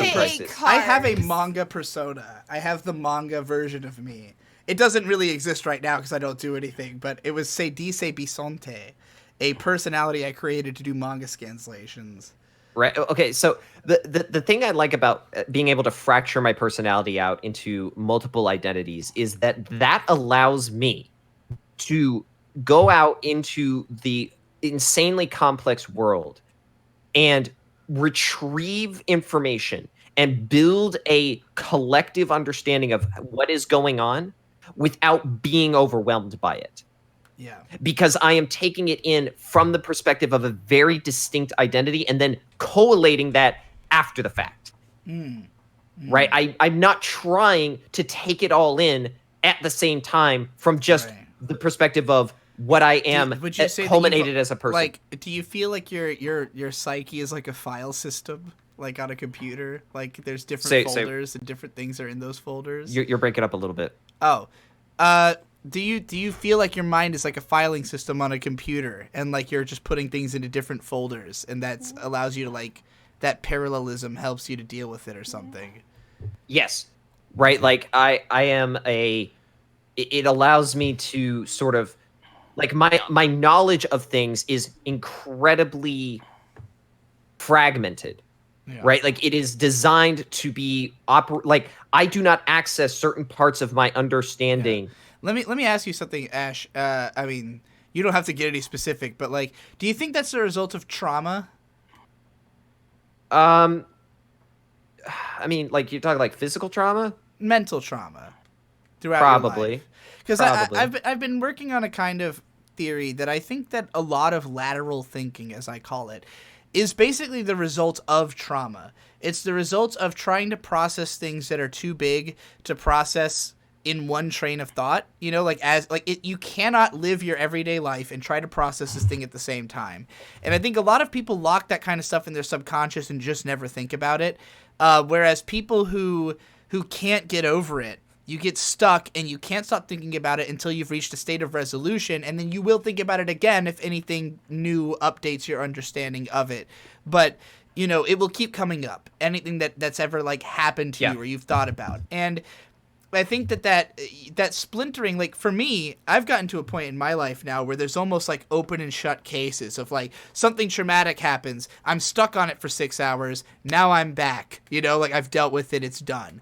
And yeah, I have, it's kind of interesting that you bring up this idea of like trauma sort of informing how I have like done this, you know, this is a result of trauma that I probably don't really understand necessarily. Because throughout my life, I have always had many interests in a variety of things, right? And this is, you know, part of why I enjoy the idea that I can fragment out into, you know, different communities so that my presentation in one of them matches that community and I am just part of it as this very selective presence.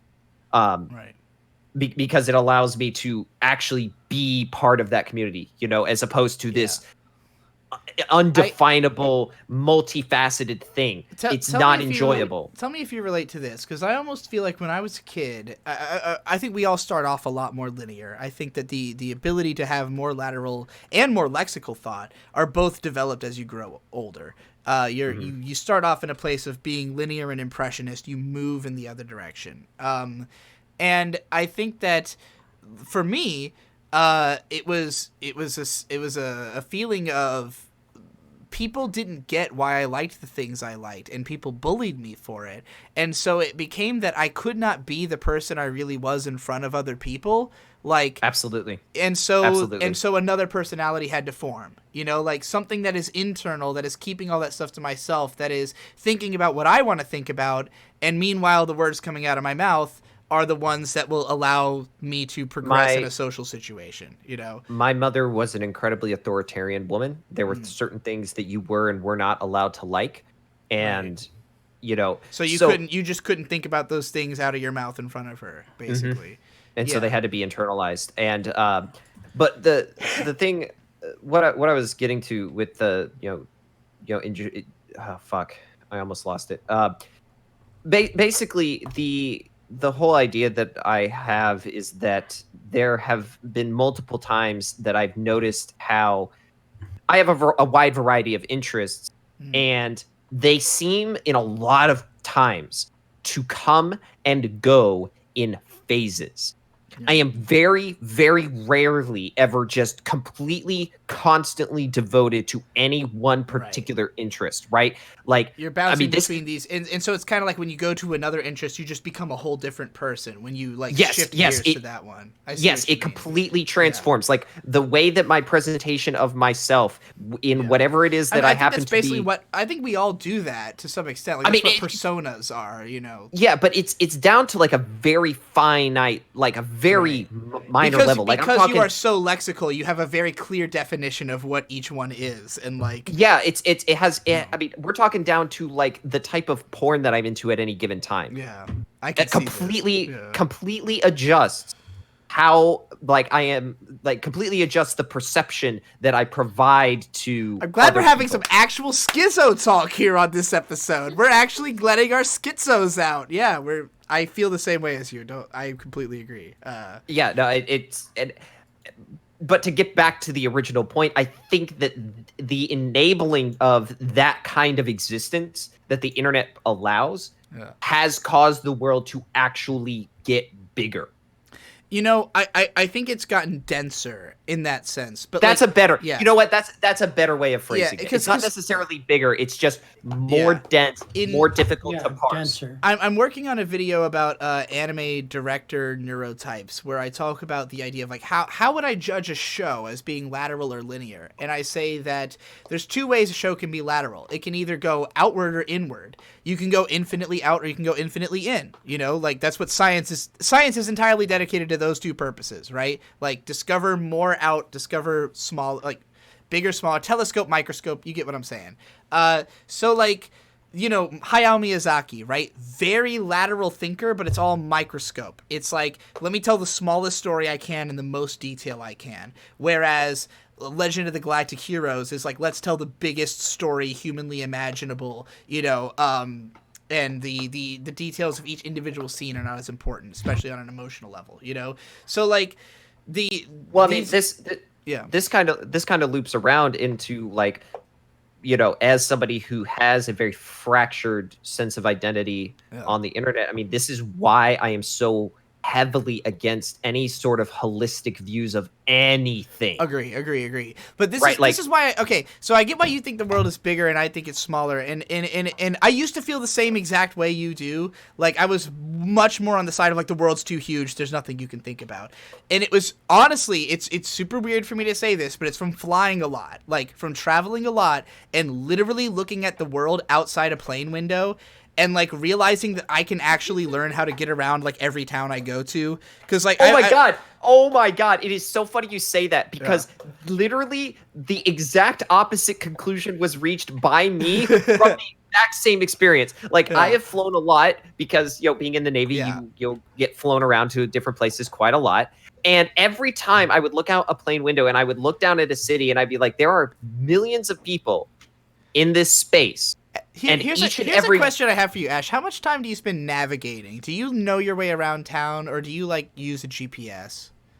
No, I literally can find my way around, and in like the town. Right. Yeah. Like in any place. If it's a town I'm not familiar with, I'll use a GPS just because I think getting lost. Well, I mean, you have to at first, but like, you know. Yeah. Once I've been there a bit. For me, it's not that difficult to learn my way around a place, and so when I've been in a lot of places and been around them, it's like this weird feeling of like I almost have a mental map of the whole United States. In a way, it's like anything I've seen out a plane window, I can remember that. I've looked at Google Maps a lot. I am always going back to Google Maps and looking at it and like zooming in, zooming out, looking at different places. And so like Virginia Beach, for instance, which is a absolutely massive city, I can in my head imagine exactly what it looks like on Google Maps. If I were to zoom in on any spot on that Google map, I could tell you what it looked like in person. You know, like I have that level of detailed knowledge of Virginia Beach particularly, and I have close to that for anywhere else I've lived, and I've lived a lot of places. Like, and growing up, I didn't adventure from my house very much, so I didn't learn this kind of thing until I was older. But like, when I started traveling, going places, I would just drive around town, learn my way around, see what's going on. And it's really interesting because culture seems so nebulous until you live in it. Like, you go to Rochester, there's only Italian Americans there. You know, like all the restaurants are either Rochesterian food, which is like burger places that have garbage plates and burgers and hot dogs and all like huge menus, or Italian places, because everyone who lives there is a New York Italian. And so you go there, you stay there for like 6 months, and sure, you don't know everything about what's going on here. You don't know everybody's perspective, but you know Rochester. You get it. You get the fucking point. You get what these people are about. You go to the bars, you hear the country music, you go, that's weird to hear in the North, but now I understand what this town is. It's fucking bumfuck. It's a weird interstice between being a big city and being like red state version New York. It's a strange place. But like you spend a little time there and you get it, and you get the gist of it, and you get what the voters are concerned about, and you get like what the people are worried about. And I think if you went to every city in the US, you would legitimately have a nuanced enough view on politics that you would know what the fuck you were talking about. I like mean, just that's stay kind in of each what place a for 6 months and presidential talk to campaign people. is supposed to be based off of. Kind of, yeah. Well, it's funny trail. because when my view of the, you know, society and the world has always been, you know, well, not always been, but I mean, it eventually grew into this idea that like I know my way around everywhere, right? Like I can go downtown in, you know, my city, and I don't need a GPS to like find my way around. I know generally like where things are, what direction I'm headed, and I can, you know, navigate around even, you know, in a place that's got like a bunch of fucking one-way roads because it's a, you know, New England port city, so everything's small as fuck. But I can navigate through there. But I have always been beset by this idea that every single individual person that I see is masking tons of different you know, parts of themselves but you're wrong, because most people aren't as complicated as you. That's the thing. Most people are very simple and driven by like emotions and instinct, and they're not thinking about anything, and they literally don't have words in their head. They're fucking NPCs. That's why the world off. is smaller than we think it is. That's what people don't, that like all of us internet autists, we're like, it's too much. And it's like, no, you got to remember everyone else is like, not that they're brain dead, like they're making decisions based on logic. They are learning. They might even be more intelligent than you are, but they just can't fucking explain it and they seem retarded, you know? But like that is most of humanity. It pisses me off because I know that's the case, but I cannot escape this feeling that there's far more people, there's far more individual in the world than the number of people that I can count on the train platform. You know what? That's a very American perspective, though, I think. Because I think most societies are more collectivist and Bugman-like, and they literally try to nullify the elements of themselves that are different. You know, like the Japanese motto, the nail that sticks out gets hammered down, right? Like, and China is very much like this, especially. And this is something that was interesting about Econ coming back from China and talking about how he likes Bugman mentality now. He's like, oh, collectivism's cool because everything's more convenient. We use our phones for everything. We don't even have money in China. Like, that's literally the case. And it's true. Like, they can be organized in a way Americans cannot. Like, the reason other countries can do their lockdowns and we can't is we are not a lexical nation. We are an impressionistic nation of emotion, the exact opposite of Britain, Japan. China is actually an emotional country as well, but they're a collectivist emotional country. But, like, the America is non-collectivist and wholly emotional. Everybody has their own identity. All cultures are emotional. I don't. I mean, I saw they all are, but like British culture is about trying to be unemotional. Like that is the culture is trying to beat that out of yourself. Explain the rise of like the. It's funny because I mean I visited other countries. You know, I've been to Scotland, I've been to Norway, and I can definitely, on the surface, I would say that you might be right, but when this was particularly notable to me in Norway. Mm-hmm. Which is, you would think, oh, that's a pretty collectivist country. It's, you know, one of the Nordic countries, so probably.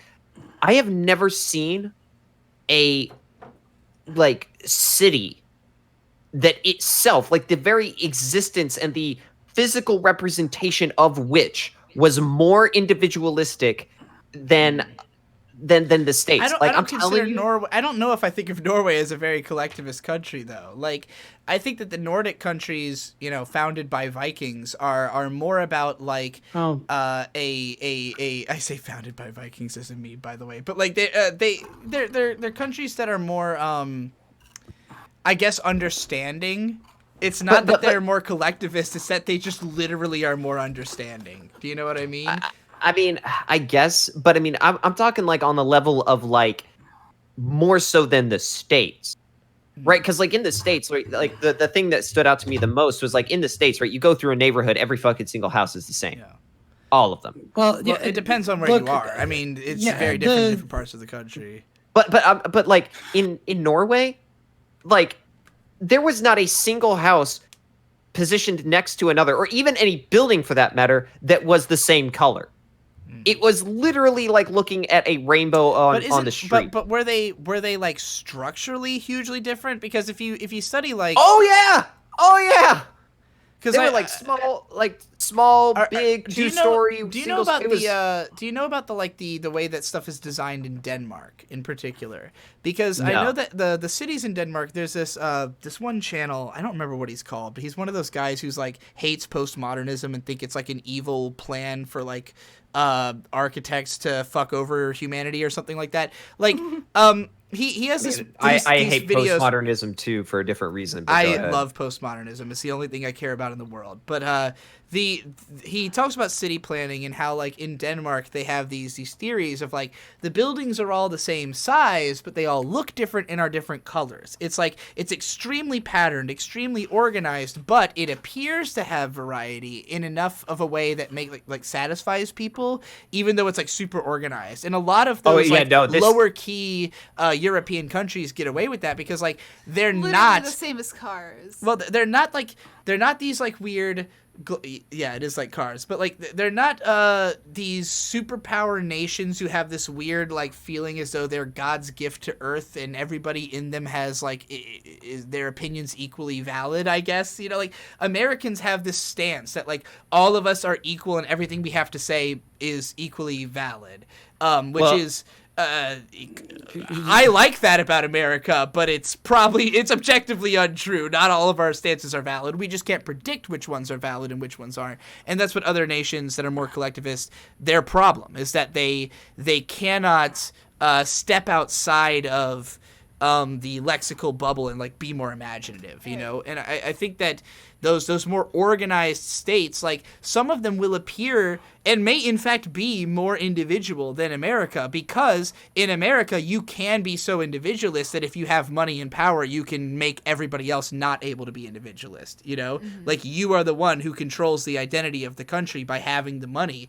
Whereas in a country that's more state controlled, they can have state mandated differentiality in a way, you know, like in a smaller country where people are more connected, being more authoritarian is just less of a problem. It's just like not as much of a hindrance to your ability to be individual, because it's not trying to account for fucking 300 million people who live across a 300 million mile or 300 mile country. Sorry, 3,000 mile country. That's what I'm going to say. But different people, you know, to go back to this point that I made earlier, and I'm sorry, you know, I got to say that pretty soon here I'm going to have to cut out because I'm working in the morning. They're reopening all good. Texas.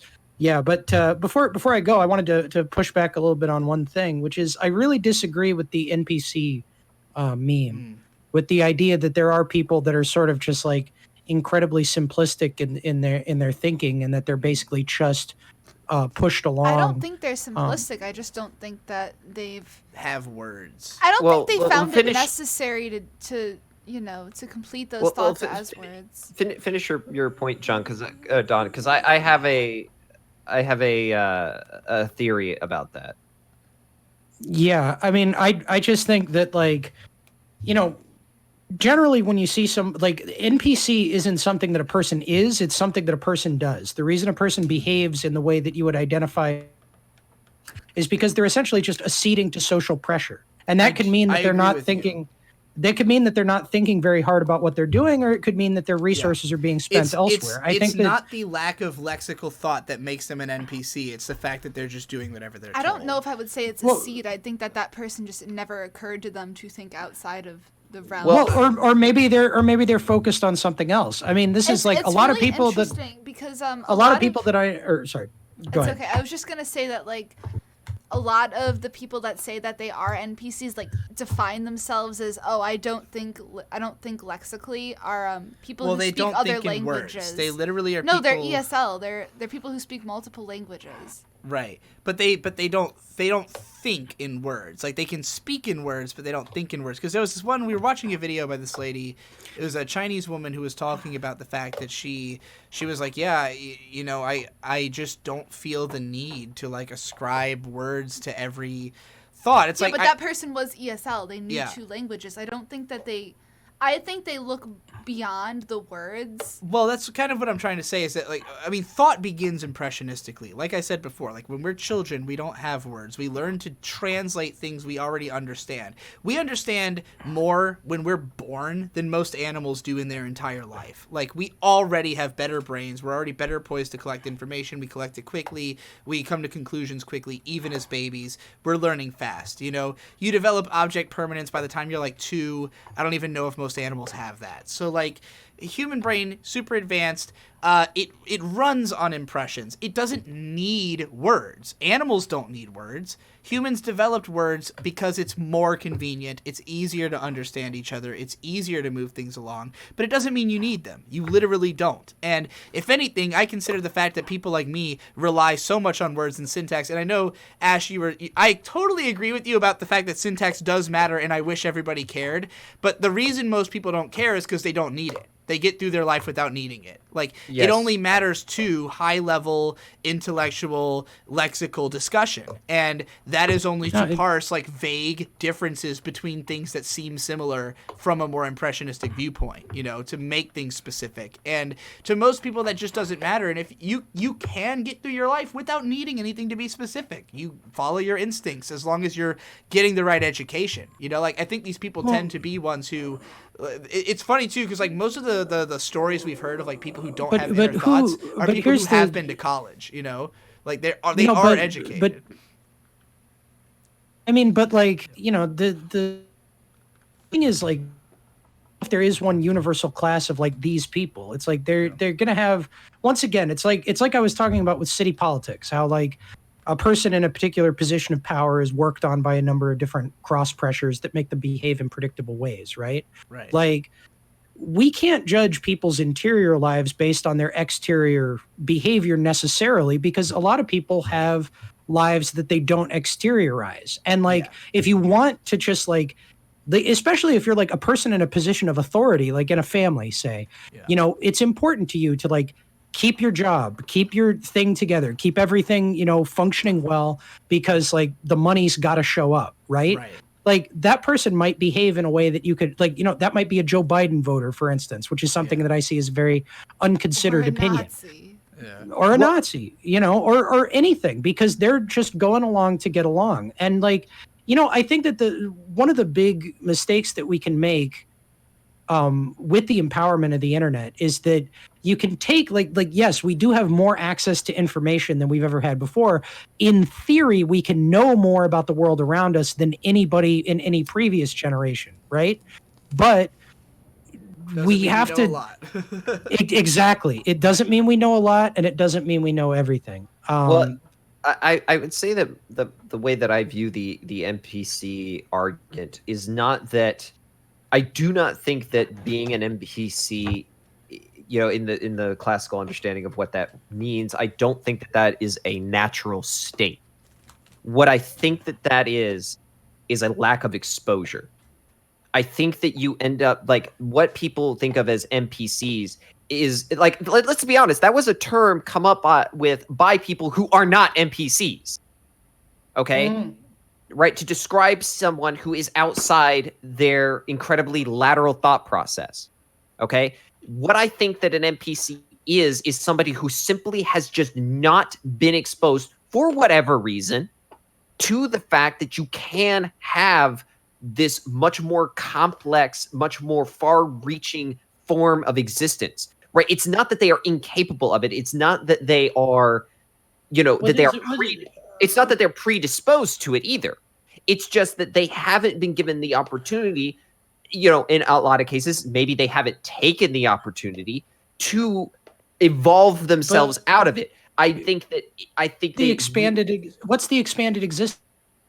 It's like, not active online, who have like, definitely they're not going to engage in politics or popular, going to track with the idea of not being an NPC, but that they have a very like active spiritual life, that kind of Don, were definitely a deeper level of understanding. I don't know how much you were around for when I was talking about my views of like fractured identity. Yeah, I heard that. Okay, so that's what I'm talking about, right? Like they have a very a very broadly fractured identity, right? The job that they work at, the family that they have, the country that they're a citizen of, and in like the case that you were describing, like maybe the religion they belong to. Okay, yeah. Versus somebody on the internet is vastly more fragmented in who they are in terms of like how they present in particular places, right? I think what people think of when they say NPC is someone who is just not as fractured as them, who has not deliberately broken off as so many parts of themselves into distinct forms of existence, right? Let me read this from Zcrest, who says NPCs are people who cannot handle cognitive dissonance or challenges to their predisposed thought processes, and so they subconsciously label everything that challenges their worldview as bad. I think that's a pretty fair as what? As bad. Okay, yeah.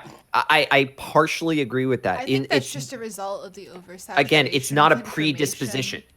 It's not that they decided to be that way. No. It's simply that they haven't been exposed to a form of being that and it's very challenging. At least in a positive. I'm gonna go ahead and say, like, back to my, the original point that I was making, which I still stick to, is like being unable to handle cognitive dissonance and rejecting, challenging information and stuff is not an identity, but a behavior. Yeah. And a person might engage in it for a variety of reasons, but I think that it's really, I think it's very dangerous to go, like assuming that we are so different from the vast, or what I think that the presumption of the NPC meme is that it's a majority of people.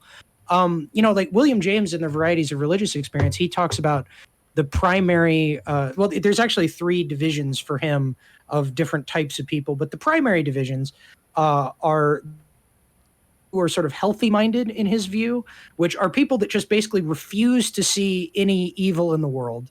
Yeah. Sick souls, the people who sort of have an overpowering overpowering understanding of evil.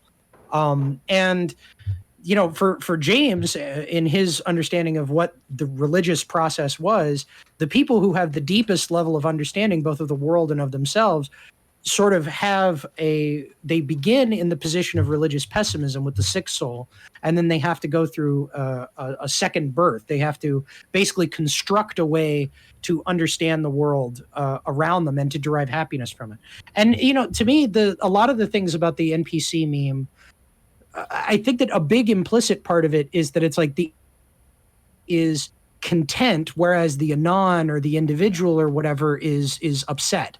I have to break something down, Don, because we're actually talking about 2 different NPC memes here. Yeah, I think we are. Yeah. Because there's the more recent, from like 2018 NPC meme, the idea of the person who literally does not have lexical, like, words in their brain. Like, did you see this when it blew up? Yeah, I remember that story that, like, of the interior monologue. I also, like, I don't know. I don't like that. I don't like that story or the kind of the shock that it inspired on the part of the. What would you say to the people that really identify as NPCs? Because there's been numerous people who've come out and have been, have agreed to be interviewed on the fact that they don't think they have words. They have no inner monologue. I mean, I think that there's a bunch of different thought processes. I don't know. Well, I don't know if, like, that's kind of I guess what I was trying to get at, because you were coming at this like, oh, NPCs are people who, because they have no thoughts inside, make these kinds of decisions, and that wasn't the angle I was coming at it from. I get you. Yeah. Just coming at it more from like, there are people who don't have thoughts, and a lot of them are. But you're talking about. But they do have thoughts. They just don't have thoughts not in words, right? Yeah, exactly. And I mean, it's like thoughts. Well, who can say? Because this is one of my big problems when you start to try and create a universal rubric for intelligence. It's like, this is why I fucking like fundamentally disagree with the idea of like IQ testing, right? Is like, how smart was Homer? How would Homer have done on an IQ? I mean, Homer might not have even existed, but like, how hold on, I just have to adjust in the chat right now. This guy's Stumble Reel says, he says, y'all using NPC memes still refer to people who don't internal talk to themselves. Are animals NPCs? I don't talk to myself internally, and I don't identify as an NPC. So we have one of what we're describing, a person with no inner monologue in our chat currently, upset that people call that an NPC. So I guess I will stop. Yeah. Well, I mean, they're just impressionistic. I'm just like, well, it's like I said, the mind is a mysterious thing. It's literally the device that creates reality. Mm-hmm. And if we're going to assume that we have some kind of like, exterior, like this is also why like the neuroscientific study, like neurological studies of religion. I'm catching up to your problem now. Like I'm understanding, because I was just thinking about NPC as the word we use to describe that thing as of 2018, and not really analyzing the fact that it is not fair to like say that an impressionistic thinker is an NPC just because they. Well, I mean, I think the term became outside of itself, because originally it was a Reddit post describing a person. Well, yeah, I remember it happened where it was like there's anons and then there's NPCs who don't. I think actually like the I know what you're talking about. It's like 2 memes got kind of super collided unfairly in a way. That's because how deepest memes work. The deepest level of it, to my understanding, and this has got to be my last thought because I really got to go to bed. But The oldest version of it that I'm familiar with is, I think, a Jeff Dees Photoshop political comic, where he said, when you try to talk to people about the truth, that all you get back is the fluoride stare. Oh yeah, the fluoride stare. I love that one. Which, I think that like sends me out on a conspiracy theory note. Thank you so much for having me on. It was a great Absolutely time. no Of course, problem. dude. Have a good Absolutely. day at work. We gotta Yeah, talk you guys more. have a good one. Take your Yeah, zinc, for sure. Bill my Gates guy. discussions in the Take your future for zinc. sure. Bye. Look up event 201. Just look it up. It'll awaken Event you. 201. Go to Robert Kennedy's Instagram. Is he gone? He's Is he- probably did he gone. check off? He's All gone. right. He's CT gone. staff? Yeah, dude. So I realized while I was pissing earlier that I did not ever get to the end really of my Bill Gates conspiracy idea. I mean, this is not the place to. This is a conspiracy all around podcast. It's supposed to be. We have Don Jolly on. We talk to Don Jolly. Yeah, Ash he's talked to sick. Don Jolly. We talk to Don Jolly. Michelle asked Don Jolly if he shit on her shower curtain. That's all I wanted from him. The Yeah. fact of the Bill Gates shit, this Well, let literally me can finish be a it. Let me just- 10-hour Let me fucking just lecture. wrap up my point about Bill Gates, which is simply that Google and Amazon already are in your home getting your data. Bill Gates is not going to try to break in on the Amazon home market late. No, he's gonna go straight He's for a the man- fucking chip, dude. He's a man with an interest in in virology, vaccines. in He's vaccines, very into vaccines. Go look very at into vaccines. any interview he does on any news channel. He's talking about, we should reduce our human population, or we should have a very high income tax. Nobody should be allowed to be a millionaire. He's a very Yeah. haughty man He's who very owns against a people super having as much money yacht, as he has. who has prepared for a coronavirus pandemic since last year. The one and only Bill Gates, creator and funder of the coronavirus, the Possibly. one and only. I would like to end this by saying Wait, that wait, I didn't finish. Oh. The point you did? is that Oh, he's gonna I thought put you the, were, okay. He's gonna put the chips in us so we can get our information. He can track where we're going. that shit's gonna have so many it's fucking just bugs more- in it. It's not gonna more ever direct happen. control. Bill Gates looked at what Google and Amazon were doing and said, "This is pussy shit. I've been the richest man in the world since the fucking 90s. You people don't know what you're doing. I'm gonna fucking And I take will- this shit over yeah. physically." I will remain the richest man in the world. Thank you very much. He's not right now, but he will become again. Yeah. But I get the distinct impression that y'all are kind of against super yachts, and I just got to say that those things are fucking beautiful Oh, pieces I dude, of don't I know would have a anything about 'em. super yacht. If Have I you never, could. like, I'm did just you just- jealous. I just want one, dude. You know, I mean, against sure. super yachts. Yeah, I mean, like, sure, You but just like, hate people that have them. go and like, I like want that. a yacht with I- 5G so I I can try- just stream from my yacht and nobody can fuck with me. I try not to learn too many things about what it would be like to be super rich, so that when I get there, it's a surprise. You know what I'm saying? Like I Oh, want did to, I you- want to, I you're- want to make $100 million Well, and that's then how go, they get "Ooh, I you. could buy one of That's these." how they get you Ooh!" into It's- Scientology. They're like, oh, you have all this money, you don't know what you're gonna do with it. Why not give back to the church? I have thought intensely many times about like, man, what like.